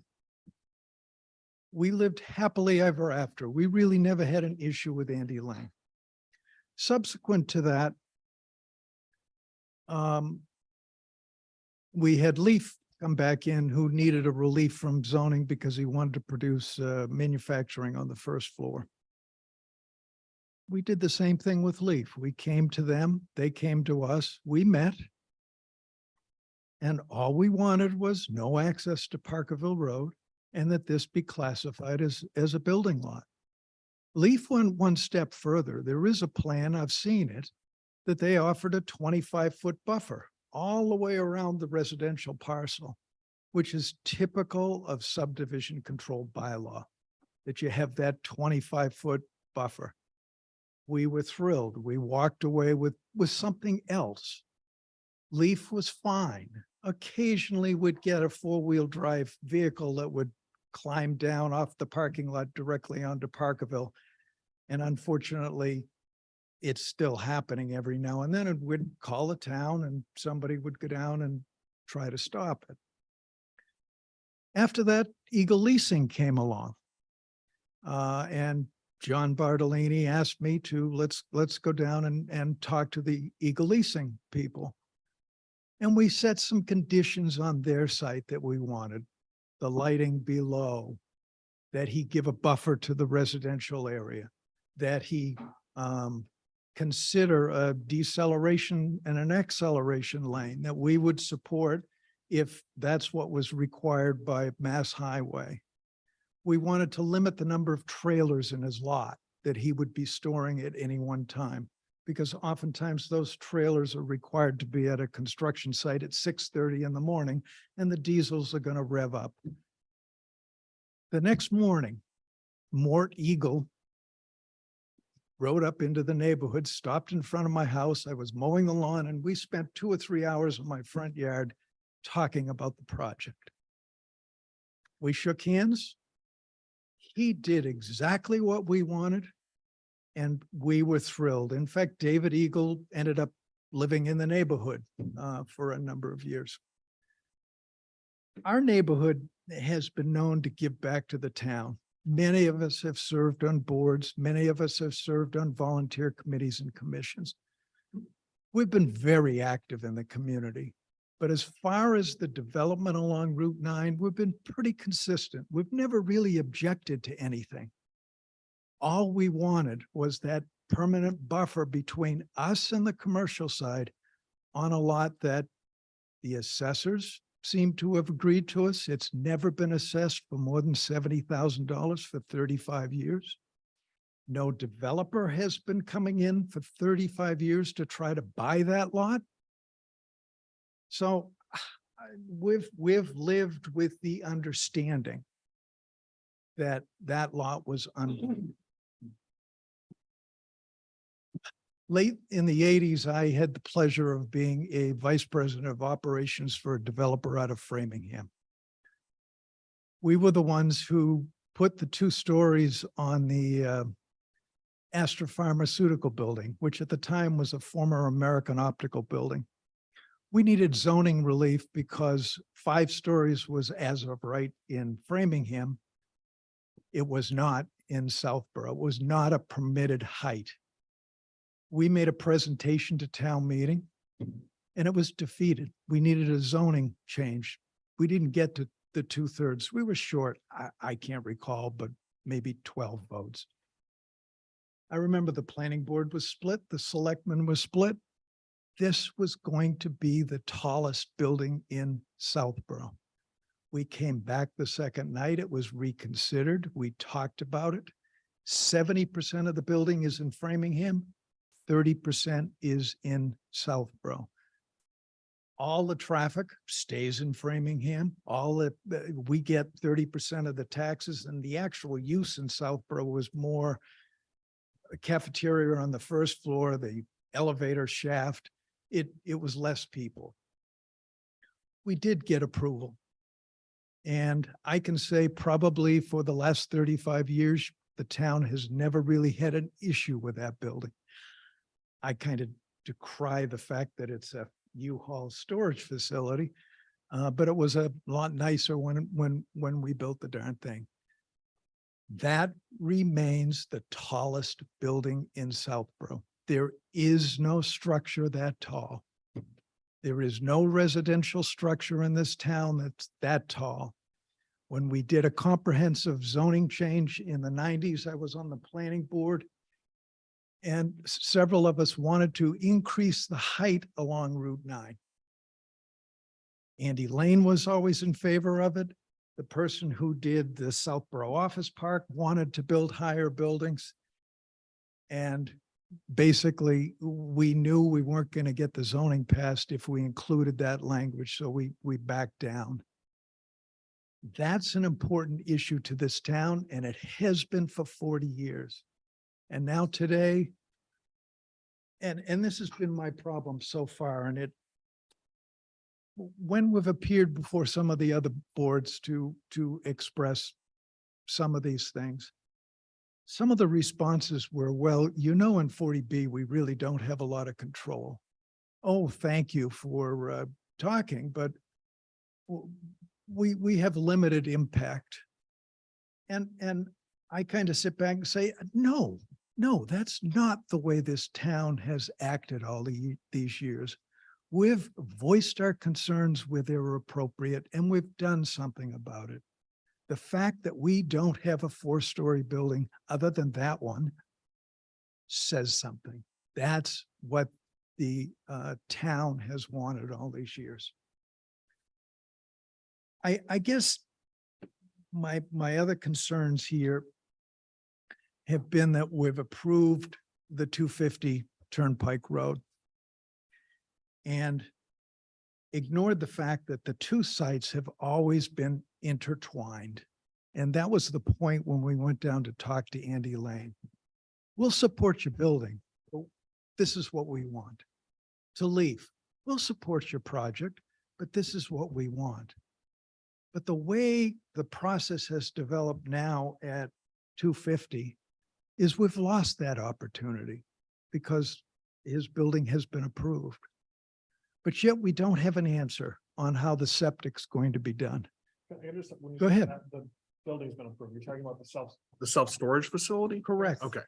Correct.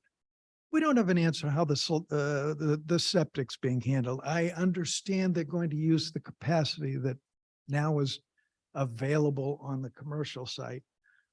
I would hope the town stresses that this has to be brought up to Title V. It's a 30-year-old septic system. It hasn't been used in 5 years. And I know from managing buildings, that's deadly to a septic system. Drainage has always been attached. And if the lack of a detention basin that I can't see on the site, and maybe it hasn't been developed, but I suspect the answer will be, we'll put in catch basins and we'll connect it to 250 Turnpike Road. Well, take a look at where the drainage goes at 250 Turnpike Road. It goes through the system and back onto the residential piece of land. So that the two sites have always worked together. Now suddenly we have a change of use in front, which we're okay with. But now the site in back is using all the benefits of the front in order to accommodate the development in the back. And that's not what we were looking for. Suddenly a piece of wetlands on Parkerville Road, when 250 was originally approved, there is no detention basin. They didn't really exist. But they do today, they did in the late 80s. Schuyler Drive doesn't have a detention basin. Saracen Stone does. Saracen Stone has a large detention basin in behind one of the neighbors' houses. A detention basin should not be sitting with 6 feet of water. And I guess I've got to call the DPW to see when it was last maintained. It's not working properly. And if we continue to get this kind of storms, which we will, we need to see that that is working properly and it's accommodated properly within the residential site, because that's where all that water flows. And my last comment is that all of this water flows down onto the other side of Parkerville Road. And there's a pipe that goes under Route 9. And even when I was on the planning board, I always asked, have you ever looked at that pipe to make sure that it will take your continued flow of water? No. Have you ever looked at the pipe under the railroad tracks for the people further south where all the water flows? No. So my point is that the town has had a history of ignoring flows from other subdivisions, not really maintaining the detention basins so that they're flowing properly onto other land where it's all legal. And all I'm looking for is to make sure that whatever development appears, if there is one, that the flows from Saracen Stone are accommodated. Several residents currently have drainage issues down along Parkerville Road. And we've never been able to figure out where that water comes from. So there are documented drainage issues up there that need to be accommodated. There is our concerns that the deals, the accommodations that we made over the last 35 years, which have been consistent and the same all along, are just now not being met. And I think that's truly unfortunate. I guess that probably summarizes it, but I'm the guy who is involved in a lot of this stuff. So if at some point somebody has any questions, some mornings I forget what I had for breakfast, but for some reason I remember a lot about those days when I first moved into town. Thank you. Okay.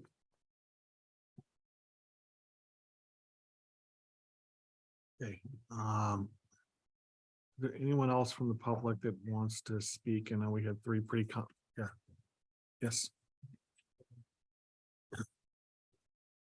You know, we had, you can try to Yeah, no, I'm just saying, The new. yeah, if there's a point which is new, which hasn't been made, you know, I think we've had three pretty good comprehensive presentations.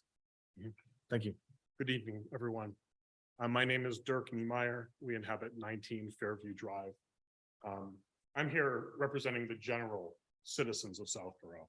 We will not see this property. We won't hear it. It will impact our drive on Route 9 almost certainly, like it will all of yours. We don't represent a special interest. They won't be our neighbor. We won't be making millions of dollars off the project. We don't have environmental concerns. But we moved to Southborough 7 years ago for reasons. What's interesting about Southborough is usually when we're here, we're at home.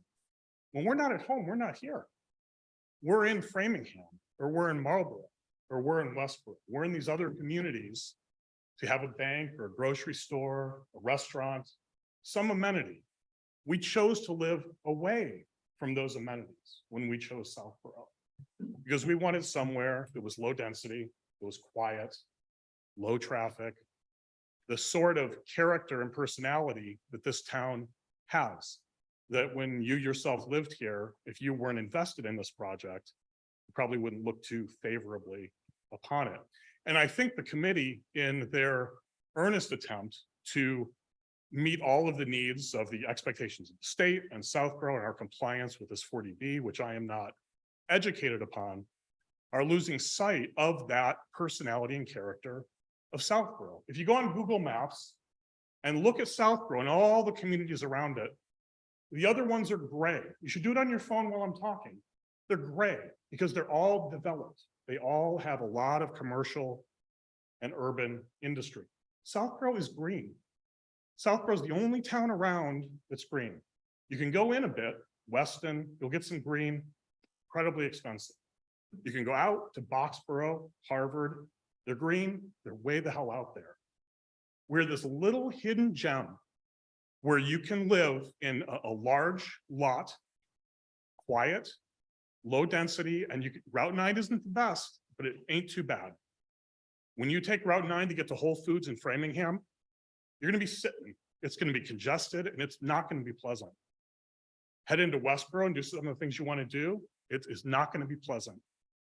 Southborough is pleasant. It's a nice, unusual place to be. Massachusetts compared to Maine, New Hampshire, Vermont, high density.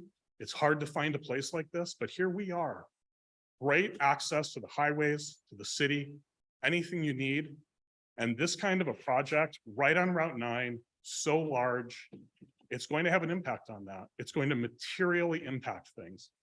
Projects that would be more in character of the town of Southborough would be smaller projects. I think I heard someone say 77 is the number of residences that we have to provide. Why don't we do that through multiple smaller projects that will diffuse and spread out the impact on the community, on the transportation and the feel that we have in Southborough. The reason why people like myself picked Southborough ahead of Ashland and Marlborough and all of these other places for that unique character and feel that projects like this will continue to spoil. I mentioned that I live on Fairview Drive. Recently, there was a project approved for maybe 5 houses down, what looked like it was going to be a pool house. I mentioned this committee might not have even had anything to do with it, but what has happened here is there's a house and a neighbor's house, and this giant pool house has been constructed almost as big as the original house that is casting a giant shadow over the second house. I don't know who in the town approved it, but shame on them. If I was the neighbor, I would be suing. But this is a side point that what I'm seeing are these projects that are getting passed by your committee or other committees that are demonstrably impacting the character and feel of this community that we chose specifically from all the different places that we could have lived. I don't believe, based on what I've heard today, that in the letter that you're composing that will have some impact on this process, that you're really representing people like me, who are citizens of this community, who've chosen it for a reason, because it's different and it's special. And those are things that will be impacted by a project like what's being proposed on 250. So I would hope that this perspective is taken into account and at least considered in the context of the letter that's going to be submitted. Thank you. All right, thank you. Mr. Ferris, do you want to respond briefly to, or add greater length if you like? First of all, thank you, everybody, for your comments, right? We're vested in the community. We care about Southborough just as much as every other resident, right? And it's not about dollars and cents, but it is about land use rights and privilege, that owning the land and having the right to develop your land accordingly, just as if you don't, is something. As far as not in my backyard kind of scenario, you know, I went through this on Parkerville, on 17 Parkerville Road, and my father was involved with the Trottier School build out. And that was a big impact to us on Parkerville. I grew up with cows in, you know, cornfields in my backyard, and it didn't have the grading that is there now. You know, Trottier is a septic system that's probably 30 feet high. I mean, it was built up and there's the track is there now and things. So we went through this and, you know, it's bound and inevitable to happen as the density and population, things have changed. Parkerville used to be, you could drive straight across Route 9 when I was a kid. Okay. So there are things that you can do in the community. And one of them, when my father was instrumental in the permitting of Trottier, was he got involved. And, you know, we got the speed humps on our side of Parkerville and we got the sidewalks. And really the sidewalks were an amazing benefit of bringing up the street as a whole. So we appreciate everybody's concerns. There's been a lot of things said here and it would be difficult to kind of address everybody's concerns in one thing. What I would remind you is this is the site eligibility phase, right? We're here for a specific purpose. And I think some of your board members have discussed that the comprehensive permit phase is a phase where we would be more dialoguing with all departments and abutters and coming up with workable solutions. Right now, it's really about checking the boxes of, does these meet the criteria associated with the state? And so we've been working hard at kind of defining that. I would like to take a couple of moments to address some of Mr. St. Andre's letter. I had an opportunity to read it. I had an opportunity to discuss it with several of my team members and attorneys and in that such. And so I put together a couple of notes, if I could just kind of go through them, but I don't really want to make this like really getting into the weeds, but I do want to, I was in sales, right? And executive storytelling is an important part of winning over your point of view or closing the deal and inking on the bottom line. And, you know, I'm well familiar with selling FUD and fear, uncertainty, and doubt. There's a lot of inaccuracies in that letter, and it's not our point of view that they're accurate. For example, I spent 2 hours today because my team members have already reviewed and vetted this, but I wanted to check myself. And I went to the Registry of Deeds and I spent 2 hours, and I'm really good with search, internet search. And there are no covenants. There's no restricted covenants. And Mr. St. Andre's letter refers to those. There are no covenants on this property. So I want to assure you that we're not trying to game the system. What may have been agreed verbally wasn't something that we were a part of or privy to. But we too, in the spirit of what Mr. St. Andre says, are open to having dialogue. We've tried that with Mr. St. Andre and some of his constituents over a year ago.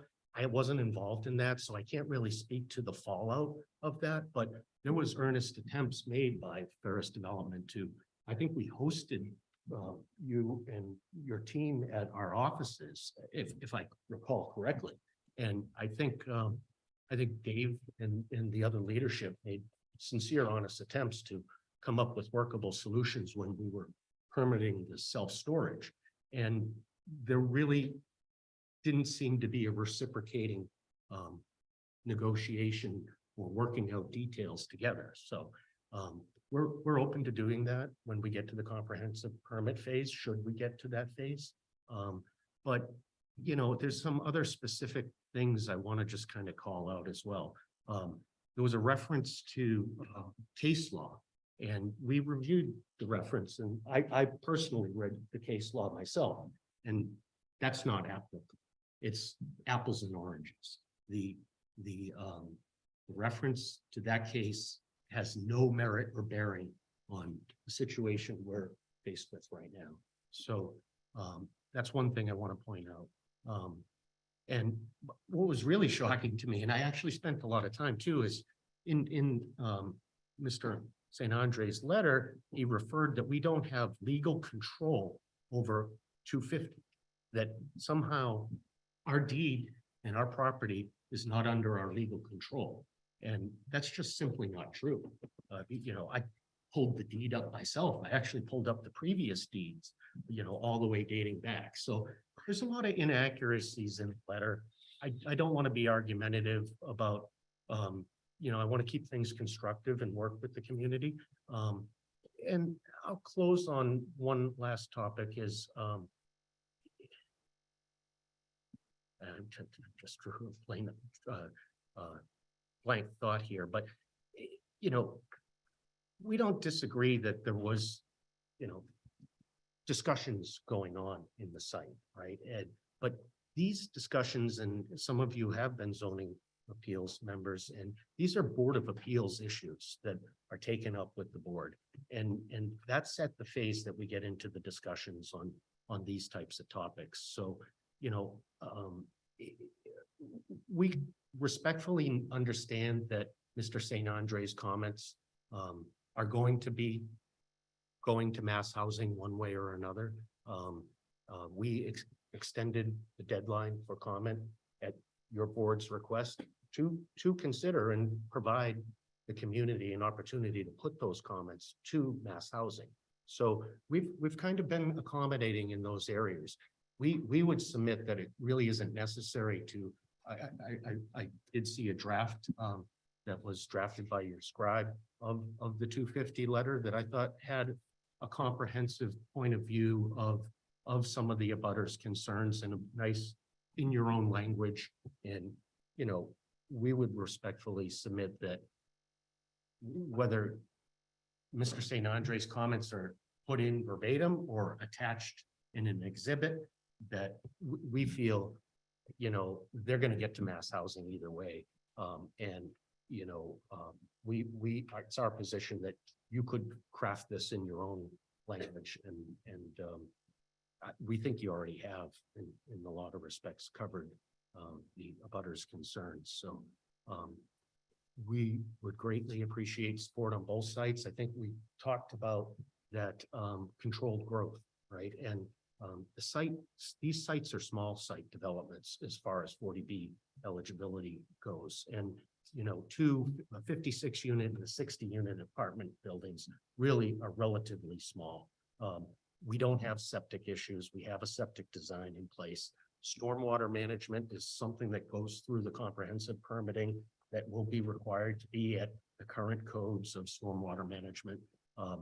You know, the existing stormwater issues have nothing to do with us. We are a lower abutter to both Sarston Stone and Skylar Drive. And, you know, finally, you know, when the time comes, but we even looked at the tree topology and the distance from the homes. And quite honestly, I feel like there's a lot of not in my backyard. When I looked at one of the sites on Skylar Drive, the house was 300 feet from the stone wall of their backyard that abuts our yard. The home itself was 300 feet. And when we took the wooded tree line from Google Earth and we overlaid that onto where that home was, there was 230 feet of woods, tree cover on the abutters' properties on Skylar Drive. We do recognize there are some abutters that will have to get into discussions with more deeply, but we really feel that the Skylar and Sarston Stone abutters really don't have the impact that potentially a couple of abutters on Parkerville Road may have. And, you know, in all cases, though, we're open to a dialogue to kind of work out those details, you know, should we get to that phase of it. So I thank you for your time and considerations, and I value the input from every resident, and I welcome a phone call anytime. All right, thank you. Thank you. So I don't know how the board feels. I think we have come to a point where it kind of wraps up. I'd like to say something if there's an open forum. Yeah, but go ahead. You can be, it keeps remark brief because we've now heard. I have a family as well. So James Munsell, 7 Skylar Drive. I just wanted to just ask the boards, well, just to take into consideration a couple notes. So I have 15 years of real estate private equity experience. I've bought or developed over $15 billion worth of commercial real estate across the country. I have 6 years of experience actually in affordable housing when I was right out of college, building and developing affordable housing complexes. I say that to only mention one point. If this committee, this board, any other board would like my input writ large on anything you're looking at, I'm more than happy to help. But I also say that, you know, when the board was giving their support, and I know that the board may have used a different term, loose support, however you want to describe it, for the proposal, I would ask the board consider if the Ferris companies writ large have any experience developing affordable housing units. If they do, amazing, great. If they don't, with my experience, you know, as an investor with that much volume, like we don't partner with individuals or companies that don't have any experience doing something. That's not good business practice. That's not being a good fiduciary for the capital that we deploy, and the folks in the limited partners, many of whom are pension funds, right? Police, fire, school teachers. So we're very cautious about who we link arms with in these things.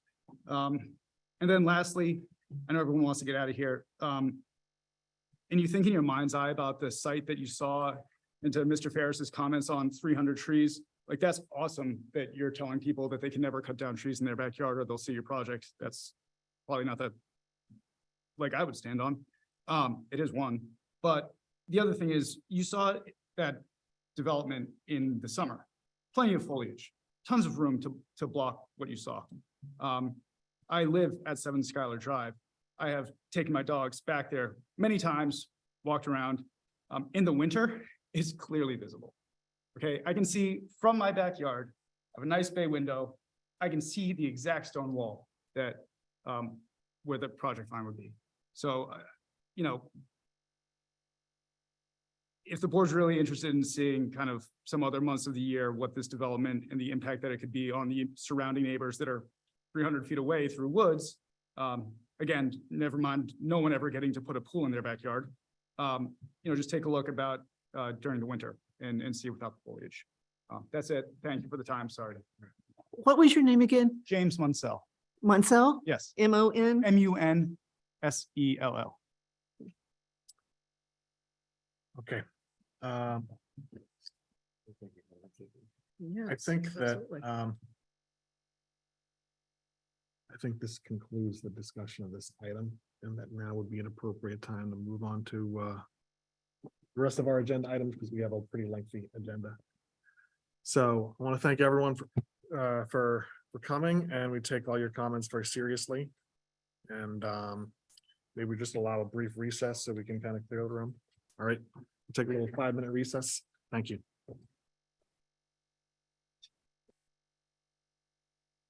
Yeah.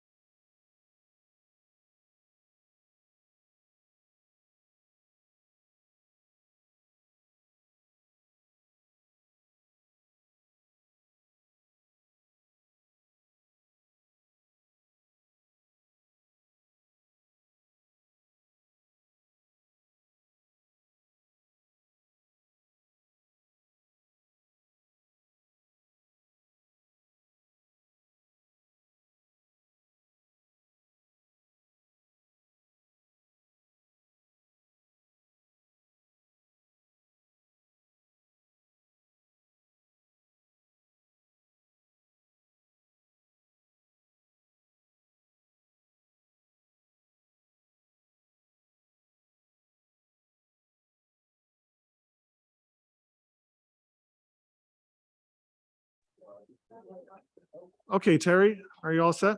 Oh.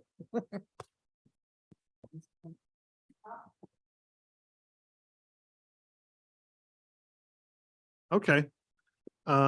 So I have a very quick chair's report on something that everyone on the board already knows, but we have not actually made an announcement of it. And I was looking forward to having done it a couple meetings ago. This is actually our first regularly scheduled meeting since then, but on, I want to say July 11th.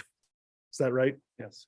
On July 11th, the town successfully closed on the land swap transaction that was approved by the annual town meeting in 2023, thanks to the outstanding work of a lot of people right here, including Miss Landry and Miss Cook.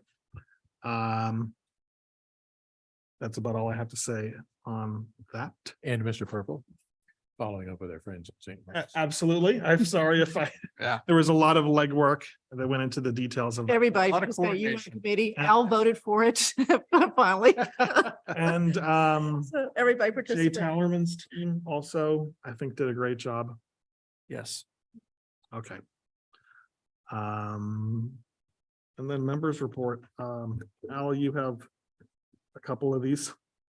Yes, so the first one is an update on the regional dispatch discussions with Framingham. Sam and I attended a meeting. I think there's a summary letter in the packet with the CFO and CEO or Chief Operating Officer of Framingham. It was I thought a very positive a meeting. Framingham is in the process of consolidating their police and fire dispatch systems. They have bought a building that appears to have substantial room for expansion. And they are interested in hosting a regional dispatch system. It looks to me like they're not going to be in a position to do that before the end of 24, beginning of 25. You know, they've got to renovate the building and bring it up to code, all of the things that are involved, and stand up their own dispatch system. They are in discussions with other communities. I believe they've had discussions with Wayland, Sudbury, and Natick. So, you know, they are a neighboring town. They thought that they would have, you know, capacity. And one of the things that I think is important in a regional dispatch system is scale. You don't save money unless you've got scale. And Framingham, as a community of over 70,000 people, has scale. They thought they could actually handle one of the smaller towns like us with minimal impact to their staffing.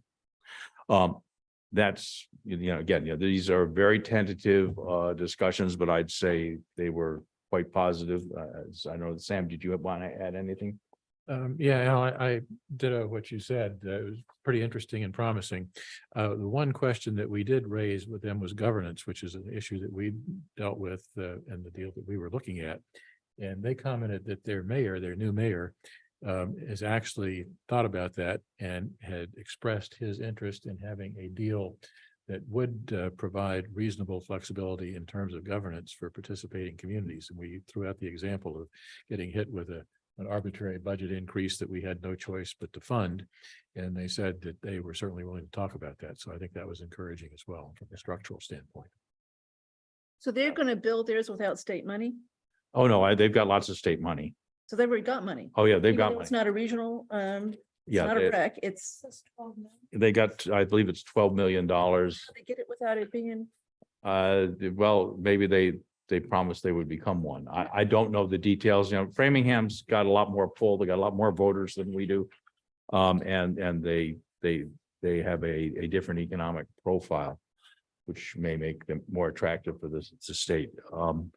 But it was a very positive meeting. I've also reached out to Marlboro, and I'm in the process of seeing if I can find out what their plans are as sort of next steps.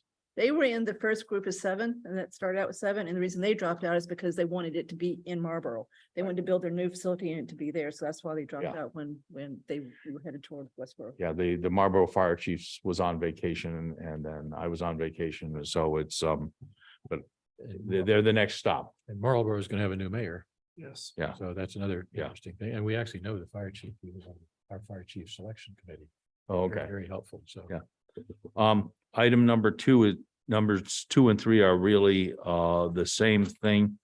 I'm in receipt of the letter from the Open Space Commission, which was an official letter to, I believe, the planning board related to the plantings at Fayville Hall.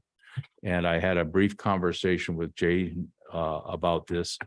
And I'm concerned that when boards send official letters on matters that are not under their remit, and I reviewed the bylaws for the Open Space Commission. And I looked at Fayville Hall, and there are no open space issues at Fayville Hall. And so I think it was inappropriate for the Open Space Commission to opine on a matter not under their purview. If any individual wants to do that, of course, they would be more than welcome to. But I think, the matter of plantings on a particular development is the responsibility of the planning board. It is not the responsibility of a board we appoint. And I'd like to see if we can't, reinforce that,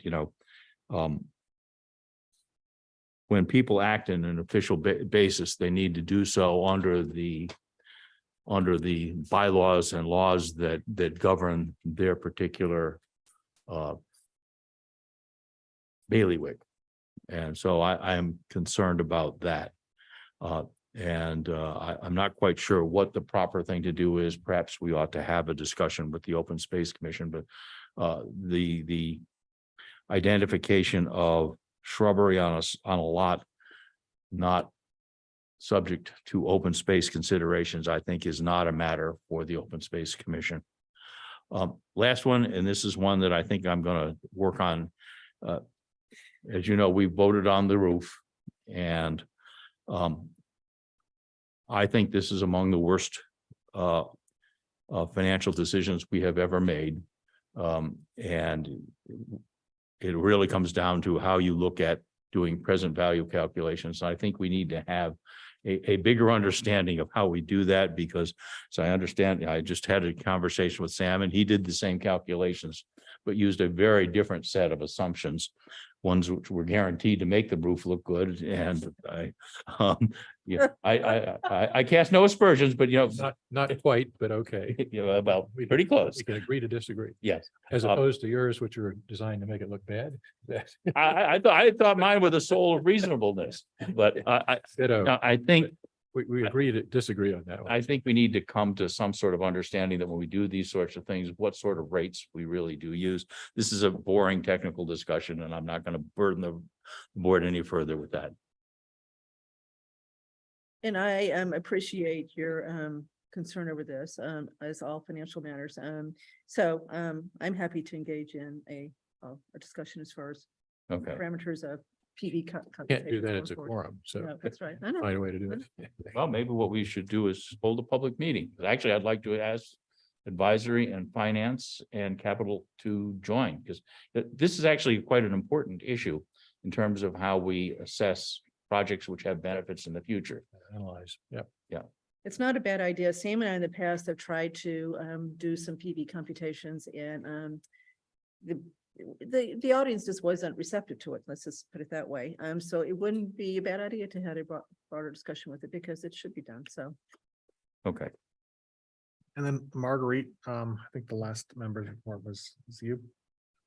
Okay, very quickly, the seniors received a notice that went out in the senior center bulletin as a blow-in, not as part of the bulletin, because the deadline for getting the material in had passed. And they should be receiving it now. And it basically said it'll be a $40 cost for seniors. Here's how you get a waiver if you want to do it because you have financial hardship. And I think that will help a lot. There was at first some confusion about among the seniors about why this was happening. Among some seniors were unhappy with it.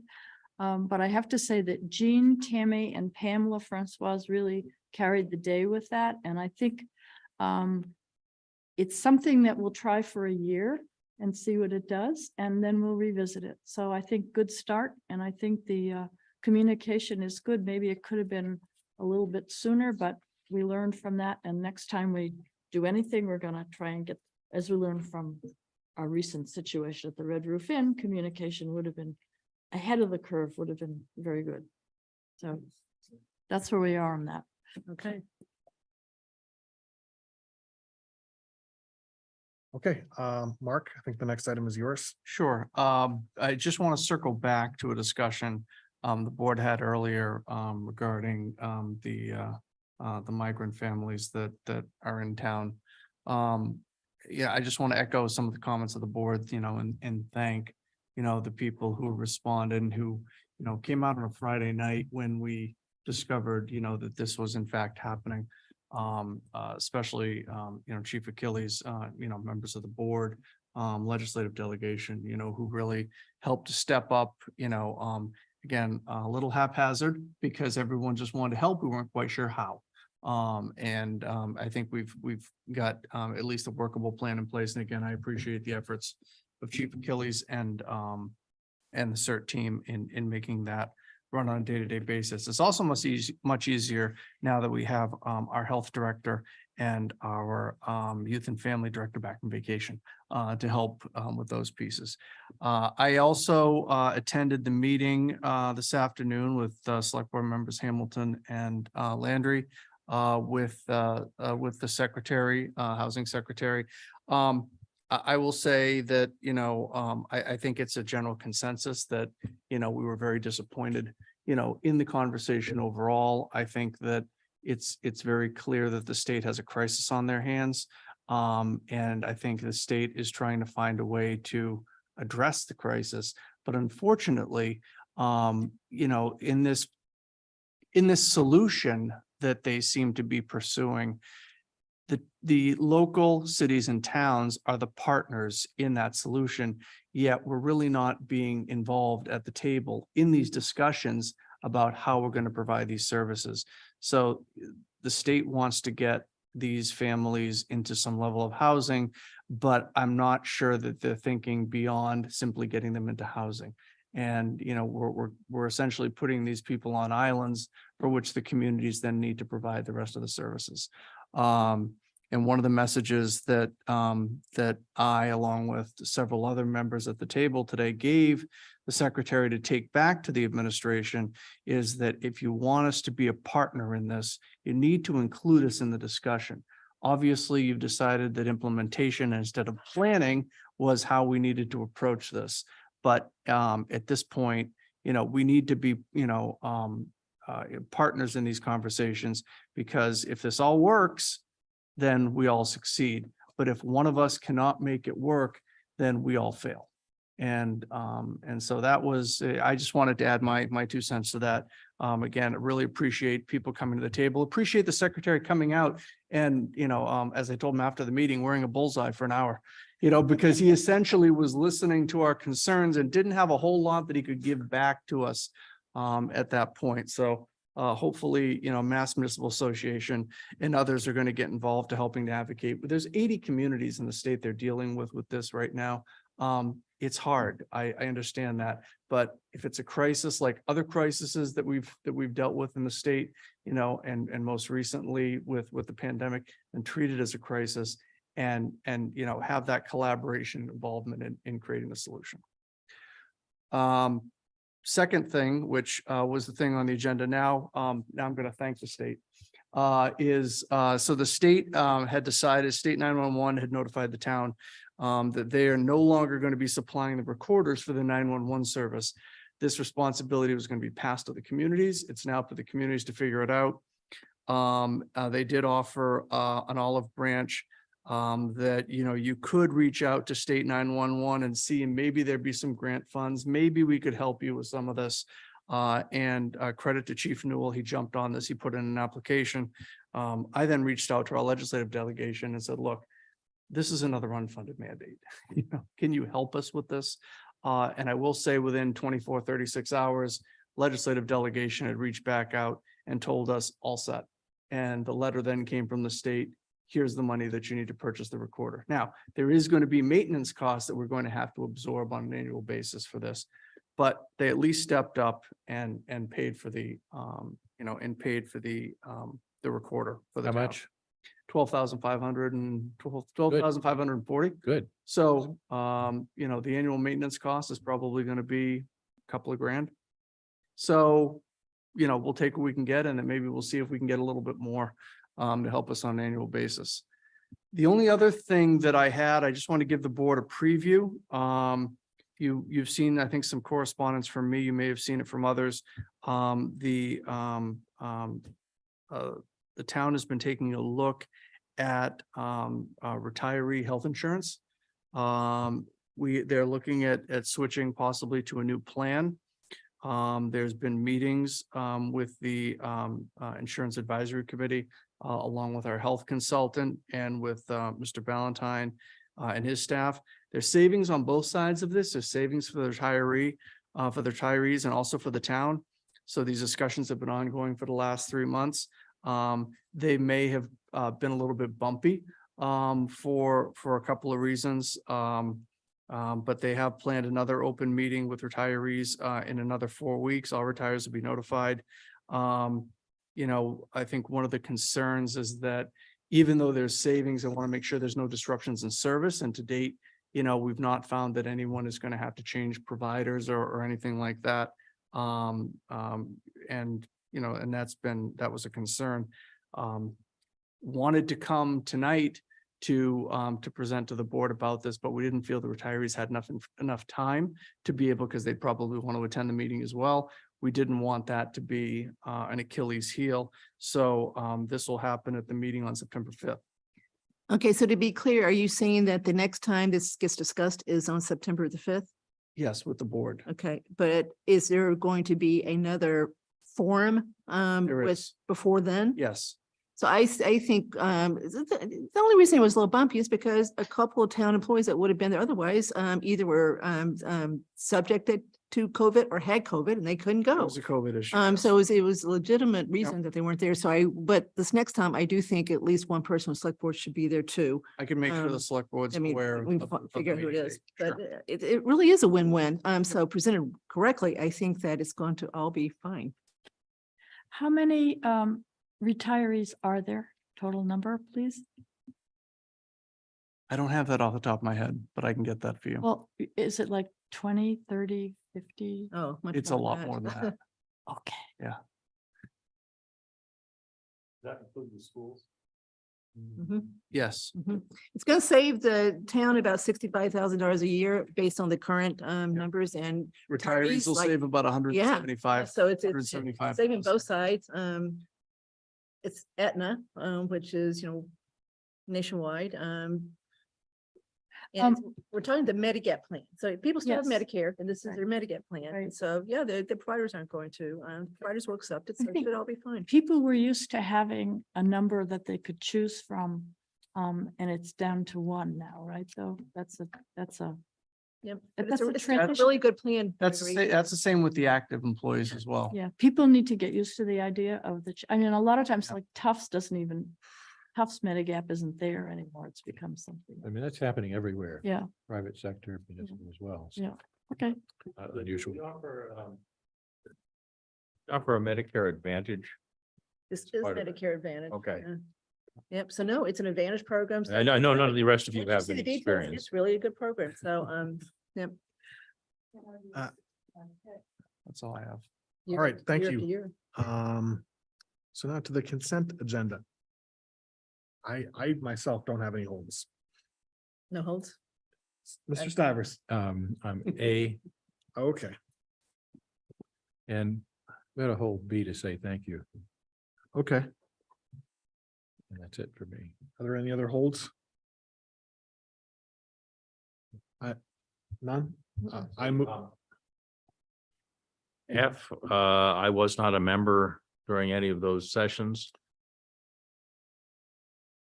Okay, We break that one out. Yeah. yeah, okay, so we'll break out F. First is, I will move that the select board approve consent agenda item F. Second, Okay, all those in favor? Aye. All those opposed, all those abstaining. Okay, 302. 302 F is approved. I move that the select board approve consent agenda items C, D, and E. Second, All those in favor? All those opposed? Okay, Sam, do you have minutes, edits to the minutes? 7-11 minutes. Line 133, I think the title is Fire Prevention Officer. And, Al and, You keep going, I agree. That's it. That's the only one I have, Fire Prevention Officer instead of Prevention Officer. That's 7-11. And that's my only comment for the minutes. I move that we approve the open session minutes for July 11, July 26, and July 28 with Mr. Stivers. Proposed changes. Second, All those in favor? Those opposed? And Sam, do you want to do the thank you for B then? yeah, just to again recognize and thank the Andrew Abu Realtors for the contribution to the Recreation Department. Rec does a lot of great programs and many of them are supported by contributions like this. So this is again another important element of community support, and I think it's worth recognizing this and all the others for the support. So that's it for me. Thank you. I move that we approve consent agenda item B. Second, All those in favor? Aye. All those opposed? Passes. Under other matters, we already dealt with item A. Item B. Mark, do you want to give Wait a minute, wait a minute. No, we update on migrants temporarily. Okay, housed. sorry, I'm looking at a bad agenda, so. All right, sorry. Okay, B, the recommendation for, I can give, I think, a quick. The recommendation, with respect to the St. Mark Street Park bid board is to reject all bids as being in the best interest of the town, because there were only 2 responses to the bid. Both of them exceed the amount of money that is currently authorized for this. And Mark, do you want to give some other color around maybe the plan from here on? Yeah, happy to provide some color. So again, as the chair has indicated, you know, the bid results from the packet, you had 2. You know, we had a budgeted number out of town meeting of about $250,000. You know, the base bids came in at $392 and $496.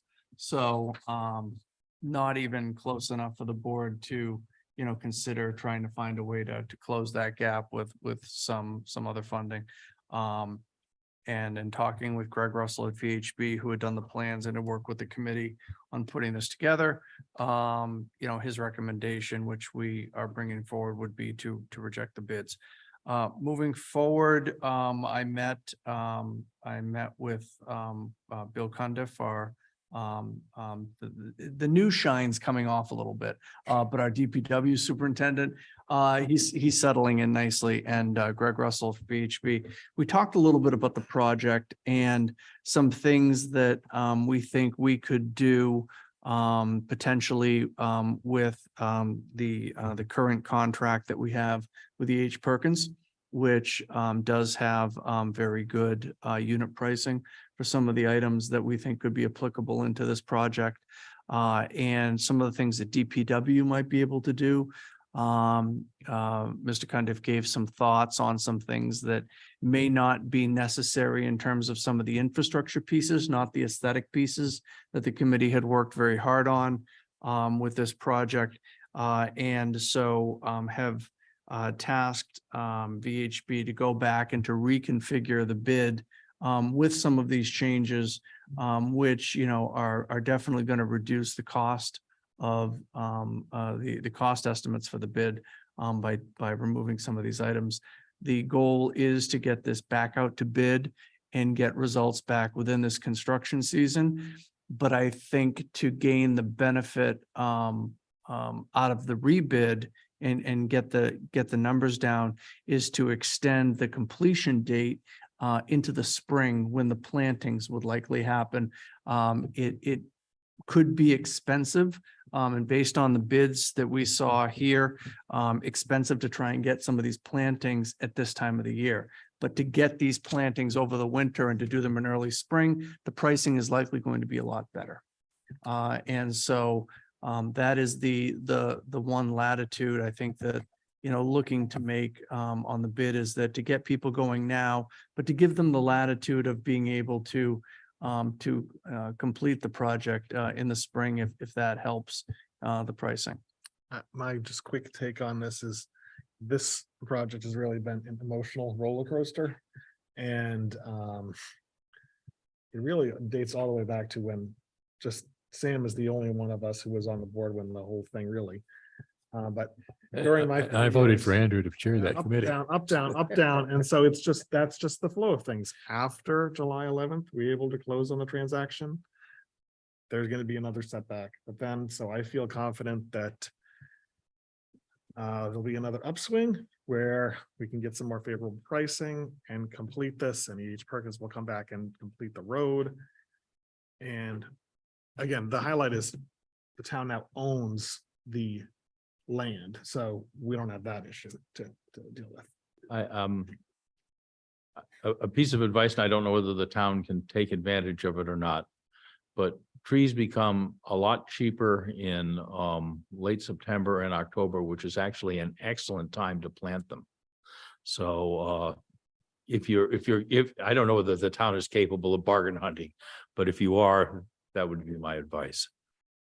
DPW has done that in the past, as a matter of fact. I think they've had some deals with shrubs and trees over there that cleans out their lot over the winter typically for the most part. So I think they've been eager to get rid of plants if they can get a reasonable price for them. So. And that was part of the discussion as well as what can DPW do? You know, what things could they assume? And I think that, you know, Mr. Cundiff is taking that conversation back and trying to understand what things could we assume that we don't have to bid out. Good. Okay. So to add on to that, I'm okay with the first part, which is DPW doing as much as they can. I'm not okay with the second part, which is using Perkins contract to do any of it. We told the town at town meeting, we were not going to spend a penny more than $250,000 on that park. So we absolutely need to stick with that. I agree with Al that, yeah, it's, you know, the time to plant is the fall. It's not the spring, it's the fall. So hopefully we really can, I'm not ready to give up on this. I want this thing done so bad as far as the park being done. So I just think that, you know, we've gone this far. We just got to keep going. And with Bill Cundiff here and new person freshly looking at this, hopefully he can come up with a way to spend $250,000 to get the park we want and hopefully get it done by the end of the fall. Mark, my question was the expense was, I mean, first of all, there's the 2 dirt pyramids that we can flatten out. That shouldn't cost too much, right? That'll be lovely when that's down. And then is it the hardscape, the pathways that are so expensive? I think my understanding of the conversation, you know, my recollection of the conversation is, yeah, the hardscapes are where the expense is. And because they're handicapped, No, they're wheelchair The accessible. hardscapes and then, you know, the cost of the plantings. Yeah. You know, I mean, there's a lot of plantings. Yeah. We always knew this is gonna get done in phases. They may phase the plantings a little bit. Yeah. And Good. save Yeah. some money. I also think, that we face the plans, we still can't spend more than $250,000. Right, yeah. Exactly, right. It's not spend Yeah, 250, then yeah. 100 the next year. We don't Yeah. have 100%. Yeah. Or, but it maybe find money, grant money or something else later to try to Yeah. finish so sequentially, donation. makes sense for Perkins to complete the road first and then, right? Well, right. I mean, this is completely separate from the road and the sidewalks and all that work that is being done by Perkins. We were told a week ago that they would be here, you know, in approximately 2 weeks and, you know, and try to get everything all finished up, roads, sidewalks, all set, by, you know, roughly by Labor Day. Great. So that is a separate and distinct piece to the park piece. A lot more certainty on that piece than on this piece right now. But we are, again, working with the collective minds to try and find a way to get this within cost, but still give the town something that everybody likes. Okay. So I guess I move that the select board reject all bids for the St. Mark Street Park project in the best interest of the town. Second. All those in favor? All those opposed? Okay, so just thinking about the rest of this, so C is the most significant one here left on the agenda. D, we already did. And E, the reason I put this here is just, you know, I'm starting to think ahead of, okay, what are we gonna have on our, trying to plan out a little bit, our meetings for the fall. So that's why I thought of just taking another look at the goal spreadsheet. So C, you know, again, I think it makes sense to first deal with 120, then deal with 250. I mean, for the way I see it, the decision points are, you know, for 120, whether or not to, in our letter to Mass Housing, refer to the stewardship committee letter. That's the only comment that came in on that. Yeah. And then for two, Conservation Commission letter. Yeah, Okay. Concom. all right, okay, Yeah, no, but not the whole pack. But I think there's a general approach to both of these. Okay. It says basically, on 120 particularly, that we support this, but we also recognize that there have been other comments from town boards, committees that have expressed concerns about certain issues, and we recommend that Mass Housing consider those carefully and try to find a way to address those kind of thing. So again, not to be more specific. Well, yeah, But again, with it very clear, we support this project. Yeah. My members support. you gotta, Sorry. So well, we haven't voted, so I guess we should vote first to make sure we all agree. I with guess, this. I think that what would make sense would be to have the letter, then put the Conservation Commission and the Stewardship Commission's letters as exhibits. Yeah, we did that with Park Sure. Central. We had this Yeah. big package. Totally agree. Yep. Yeah, that would. I don't think we should rewrite the letter that we've got to integrate it because it's. Well, so there are about 3 different versions, but I think I would go with the one with Jay's edits. Does that make sense to you, Andrew? yeah. And maybe tweak it. I can pull it up to if you refer to want, the but- exhibits, Okay, that basically. here's the explanation on those, so. Al took a first crack at this letter. And then I did some red line edits that got accepted, and then. So the draft version of the letter that was in the first packet, right? That reflected just. Al's draft with my additions. It's in a different font. It's not in the Calibri font. Yep. And then the red line version with Jay Tallerman's edits are off of the first version, so they don't completely match up, but it would not take that. I don't know if we need to spend a lot of time. But No, if everyone's seen them, you could easily reconcile them. yeah. One person was just delegated to finish it and reconcile the edits, unless someone thought there was an edit that Jay made that they didn't want to make. I'm happy to delegate one person. Did you get the word stick out of that first Yeah, bullet that point? Gone. Yeah, Housing stock, make it a stock instead of stock. stick. that was a type, that was gone in the J. Is it version, I gone? think. I think. Okay. Is it gone? Yeah. What's so funny? In the J, It's just funny. Okay. It's a funny type. Okay, interesting typo. It's funny because, you know, also in, for my, there's sometimes famous examples of typos Has a spell That- check. get Yeah. completely wrong and change the meaning. of it. yeah, they can do So something everyone- pretty crazy too. I agree, so. Yeah, so that's why I left it. But again, for the, you know, the connection to the exhibits to both of these, I think needs to be a little more explicit in here, but I'm happy to delegate that to you maybe, or whoever. Okay, the one, you know, just logistical concern that I have is I'm gonna go on vacation next week. I can Okay. edit them. Al? Yeah, I was gonna say, FYI, we did receive 2 letters. They are attached from our Conservation Commission, from our Stewardship Committee. So Right. See attached. All right, and we can keep in touch about this and Yeah, if you want to, have a have a digital. 10-minute Zoom to, Do you know where Yeah. the stick is though, to get it out? yeah, I know where.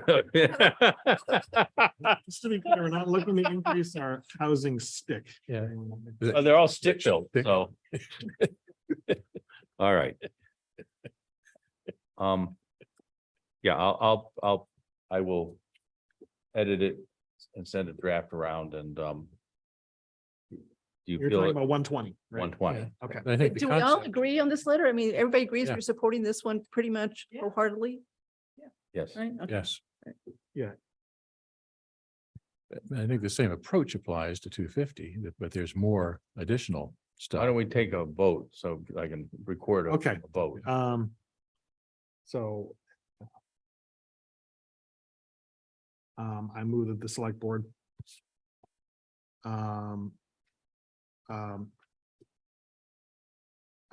Issue a letter that's in support of the proposed 40B application for 120. Unconditionally. I put unconditionally in there. Yeah, I'm trying to contrast this one with two. Yeah, I know, and but There's we're not a gonna, letter of- the letter that says we Okay, unconditionally. fine, fine. You're the attorney. Yeah. Um, Yeah, I think we It's we pretty, strongly support. Yeah.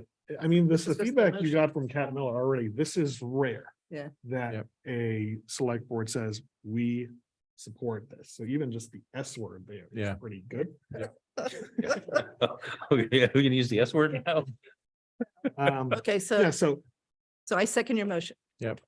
and the other piece was, I would delegate to Al to the final version and then, Include the comments as exhibits. yeah, okay. Comment letters. All right. I'll second that. You seconded it. So So, Kathy seconded. And just to be clear, that the inclusion of the comments for this is, it's just like a reference. It's not really intended as an endorsement of the. Right. comments. Okay. Yeah. Which- attached your comments from, I just say Yeah. BTW. We also received these two letters, FYI for. Yeah. that for your information. that we have received. that you may So consider. now logistics. When are you going on vacation? Saturday I'm leaving. Okay, So so can we, who's signing the letter? what I was gonna suggest is just, I think that the chair should sign the letter and Yep. have a, digital signature file, which I can give to you, and I'll be checking my email and Okay. just to, Why Make can't sure we get there's it out totally- Wednesday, Thursday or Friday? we can probably do You that. do I'm it? just a little Yeah. bit, Okay. I can, that makes sense. Okay, yeah, I'll do it tomorrow because I've got time tomorrow. okay. That takes care of that one, right? That takes care of it. What I'll do is I'll draft it. I'll send a copy to everybody and if no one has objections, then Andrew will sign it. Okay. And then 250 there, I think, We have to vote on this one, so it's- okay, Kathy So the seconded. motion, I seconded, so. all those in favor? Aye. okay. And then 250, I think the term that you used, Al, in the letter is qualified support. Now, as you see, there's a lot of people that do not want to support it at all, but I mean, my own position is pretty much the same. There's a lot of very detailed issues in there, right? Yeah. That are just kind of classic issues that I know Mr. Davis said, was resisting the idea that, that we're like, the idea we're trying to like kick the can down to another board, but they're really not project eligibility. But it's not our purview here. Yeah. on These things, unfortunately, in some ways. But I think we also then have a link to the exhibits of the comment letters that we've gotten. Well, yes, I think, I Same think we way. should attach all of the comment letters, including Mr. St. Andres. Yeah, and I also think that there needs, if they can, a conversation between the Ferrises and the neighbors to see who can live with what. Sounds like that's gonna happen, Yes, I think as that, I heard. This one I do want to discuss some detail. I've got some comments on this one. So can we look at the letter? Okay, sure. Yeah, again, we can, should we look at Jay's letter? Jay's version? Well, I don't know what I've got. I've got Blue. whatever. Blue. Yeah, you've got Right. the, can I see that? Oh, So this is the second letter here.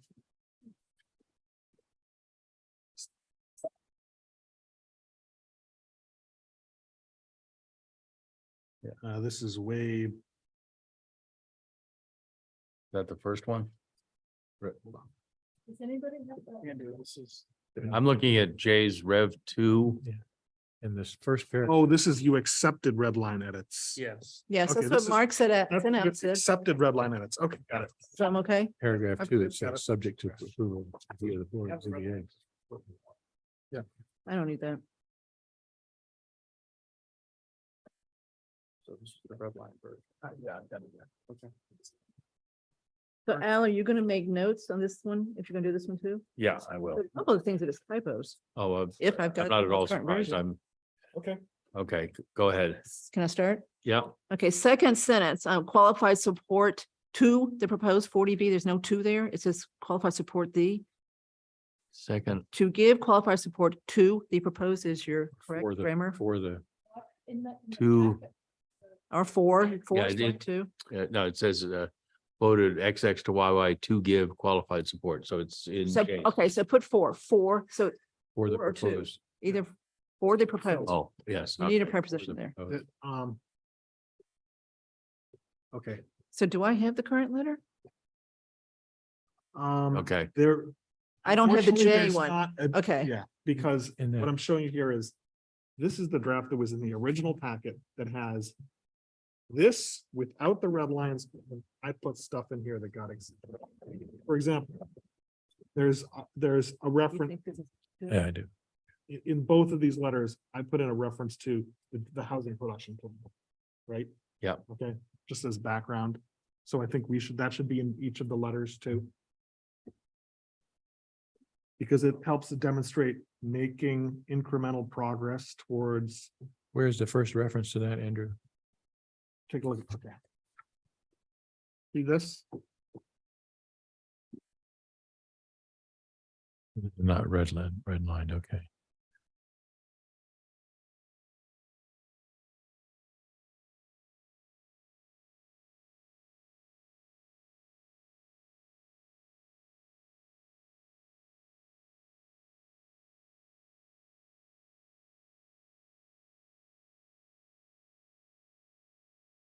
Okay, so that, yeah, so I haven't seen this one then. I don't think.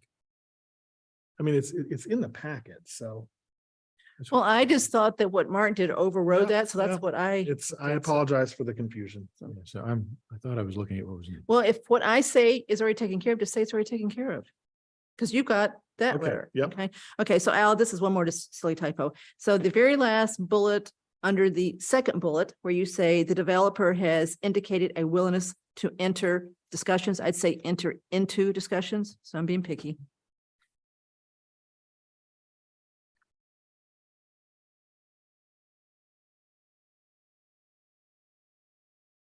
So that's my, Yeah. my pickiness. Okay, on the next page, is this true? There is significant local concern about the impact of additional cut through in quotation marks, traffic on Parkerville Road. Why would this project add cut through traffic on People coming Parkerville out of Road? the Coming project, out of the, east on Route 9, right on Parkerville. Okay, do it again. East on Route 9 out of the project, then right, an immediate right on Parkerville. So that's- Okay, but they're saying cut through traffic on So Parkerville. This is Yeah. for one of the first meetings where one of the People going butters said, south. this is what people are gonna do. They're gonna exit the Hopkinton. site, go east on Route 9, they're gonna take a right on Parkerville, and then they're gonna go Down and to Hopkinton it's or. gonna Go have. down. Okay, 50 all right, miles an so, hour down okay, I Parkerville. get it now. All right, I got it. Okay. They're going to the train station or something, or Yep. Yeah. Hopkinton, whatever. Okay. or They kind of do that anyway. Okay, so on the next bullet, I just don't, this is probably, I don't know what it means. It says also, oh, this is the first sentence of the third bullet on what is my second page. The property owner FD 250 Turnpike LLC also owns a lot shown on the plans. Is that supposed to be at 68032? It As, just says A or as. shows I think you as. mean like book 680. It just says, mine says plans A yeah, it should be 6032. It as, says as on Andrew's version. Okay, so that's fixed, right? well, Okay. it maybe, it depends on which version we start with, but Okay, yes, yep. okay.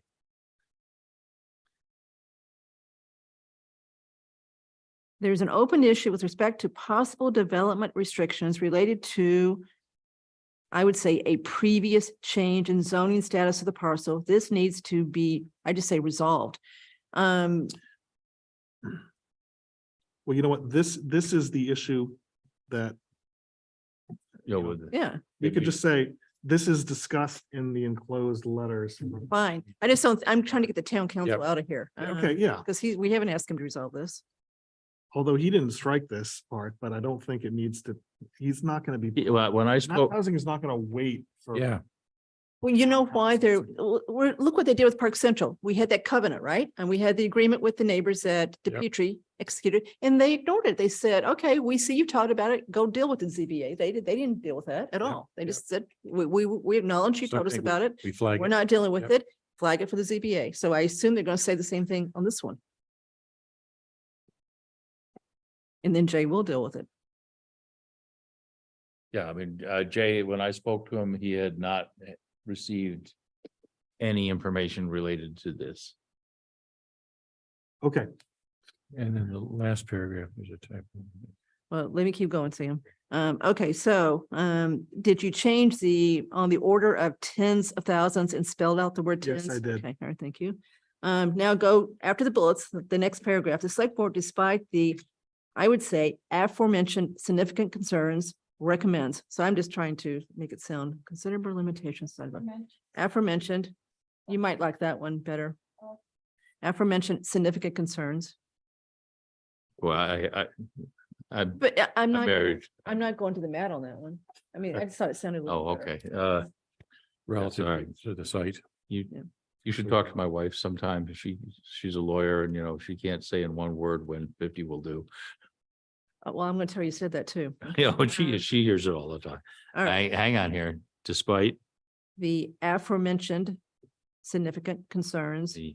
get rid of considerable limitations the site offers. So you're replacing 5 words with 3 or 4. Despite the considerable, the aforementioned limitations. Significant concerns.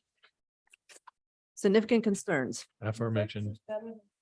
Yeah, I just say concerns very limited. So despite the aforementioned significant concerns, Select board, despite aforementioned significant concerns. recommends, and that's the most important sentence of the whole letter, recommends that mass housing. May move forward. For local on the next line. Okay, well, yeah. Project may move forward for local. And you vetting fix review. this, you got the turn out of there? And then move forward. yes. Okay. Okay, hang on here. So find the, I'm sorry, later, Second line. it says Next move line. forward. The project may move forward instead of move, may forward. sorry. Line. Yes, that's not what's on mine, so I'll let you go with that. Okay, so 40B status, yeah, the purpose of moving this project forward. Well, you got a different version. of it. Yeah, I've got a different version. Here it says, so that the project may forward for local, may move forward for local vetting. Maybe that. Yeah. Can I just Yeah, steal you this? can, yeah, you can have that one, yeah. All right. All right. And then that last sentence, if it's still the same as what I've got, which says the resolution of many of these issues. Yes, Okay, I wouldn't say that. I'd say resolution of these issues lies beyond the purview of the select board. I don't see where any of them lie in our Ours, purview. yeah. I'm okay with that. I'm just getting rid of many of. So resolution of these issues lies beyond the purview of the select board.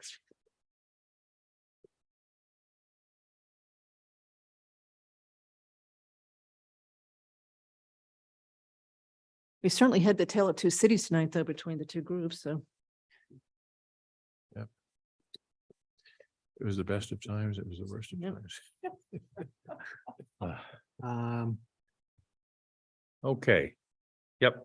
All right. I will try and get something finished tomorrow and out to So everybody. then do we need to make a motion to, I was gonna Yeah. suggest Sam does it because I'm starting to get into that hour and I'm losing. the- Because Make it clear too that we support this one too. Yep. Okay. Qualified based on what's in the letter, but Yeah, it's, okay. it is a support. So I will move that we forward this letter relative to 250 Turnpike Road as discussed and amended to mass housing, be signed by the chair and to be updated by Mr. Hamilton over the next couple of days here.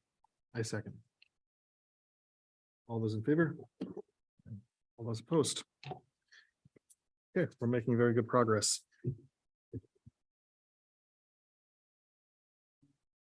Should we start to get John Davis primed up? Let him know.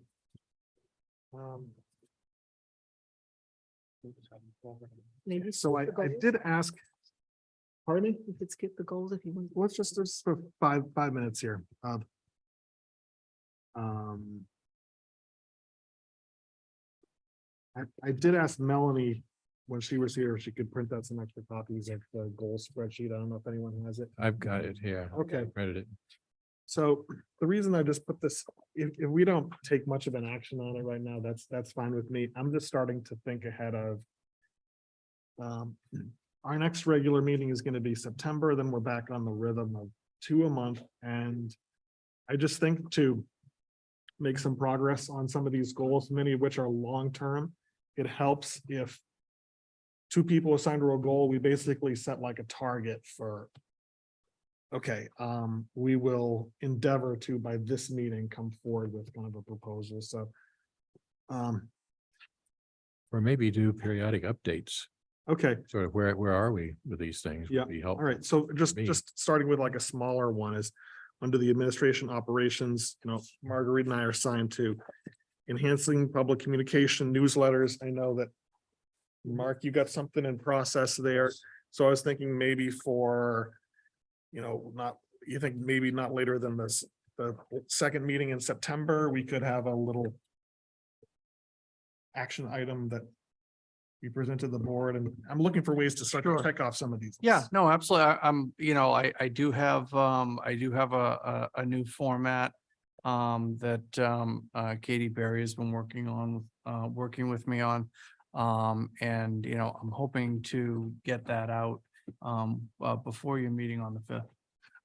So, I also heard from Andrew Pfaff, who I think this is great, who looked at our goal spreadsheet and is wants to have advisory committee members assigned to some of these goals where they think they can help. So for example,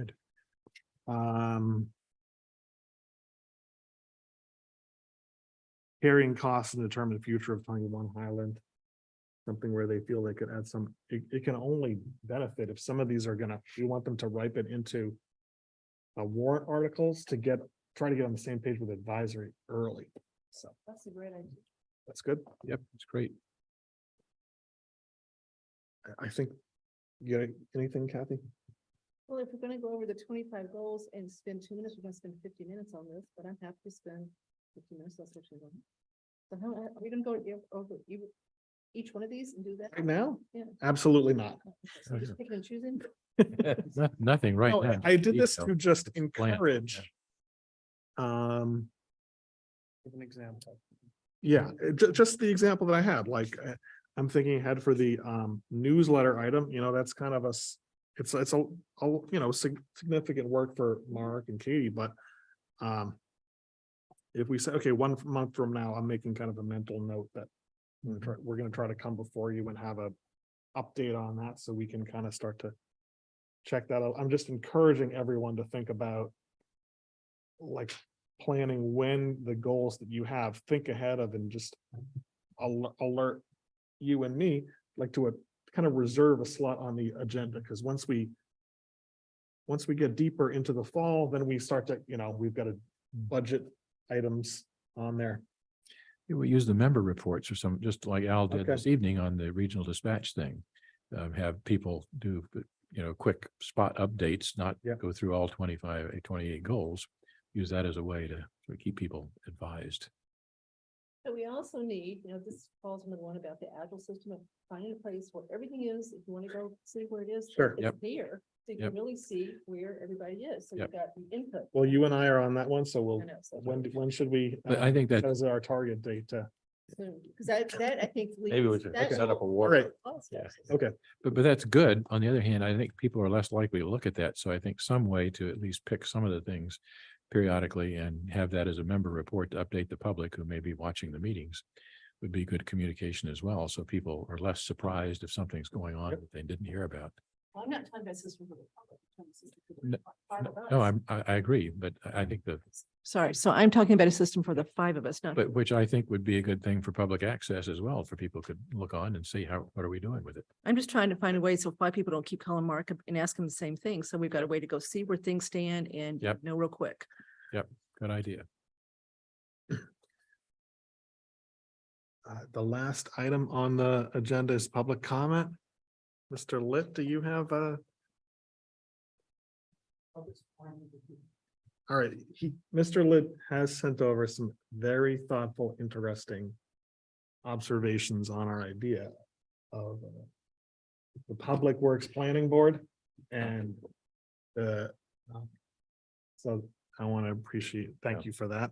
I want to say thank you as well. I think they are thoughtful. I think we need to actually have one or two hearings.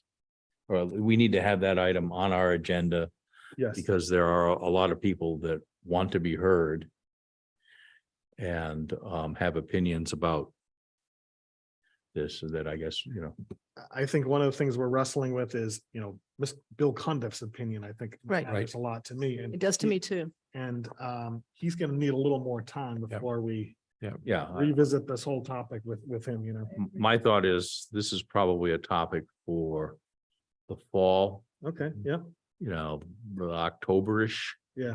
Let Bill get his, I haven't even gone by and said hello yet, but let him get at least one foot on the ground. Yeah.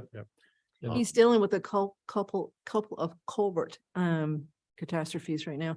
So I agree with that. I want to see what Bill says, what his experience is, but I started talking to Vanessa Mark about this last year at some point. I think we probably all three dropped it, is to also survey other towns and have an idea of what other towns are doing too as part of that discussion, so we can see what different towns do. Okay, But a timing milestone is next spring town meeting. Yep. So we got a little bit of time, but not too much at this point. So we need to get organized if we decide we want to do anything in terms of a special act. okay. Is there any public comment? None. The last item on our agenda is executive session. And so I move that the board enter into executive session per Mass General Law, Chapter 30A, Section 21, and not return to open session for the following three items. One, review and approve executive session minutes from June 2023, June 26, 23,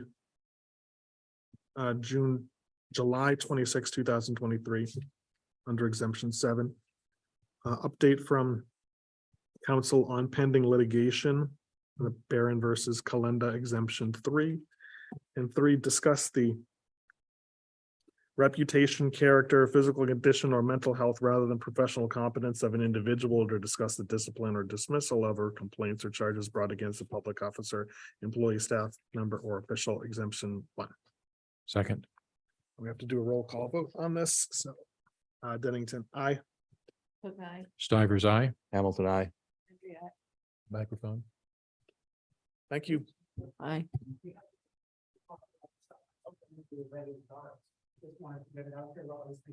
Thank you. Thanks, Tim. Thanks. Sean Davis.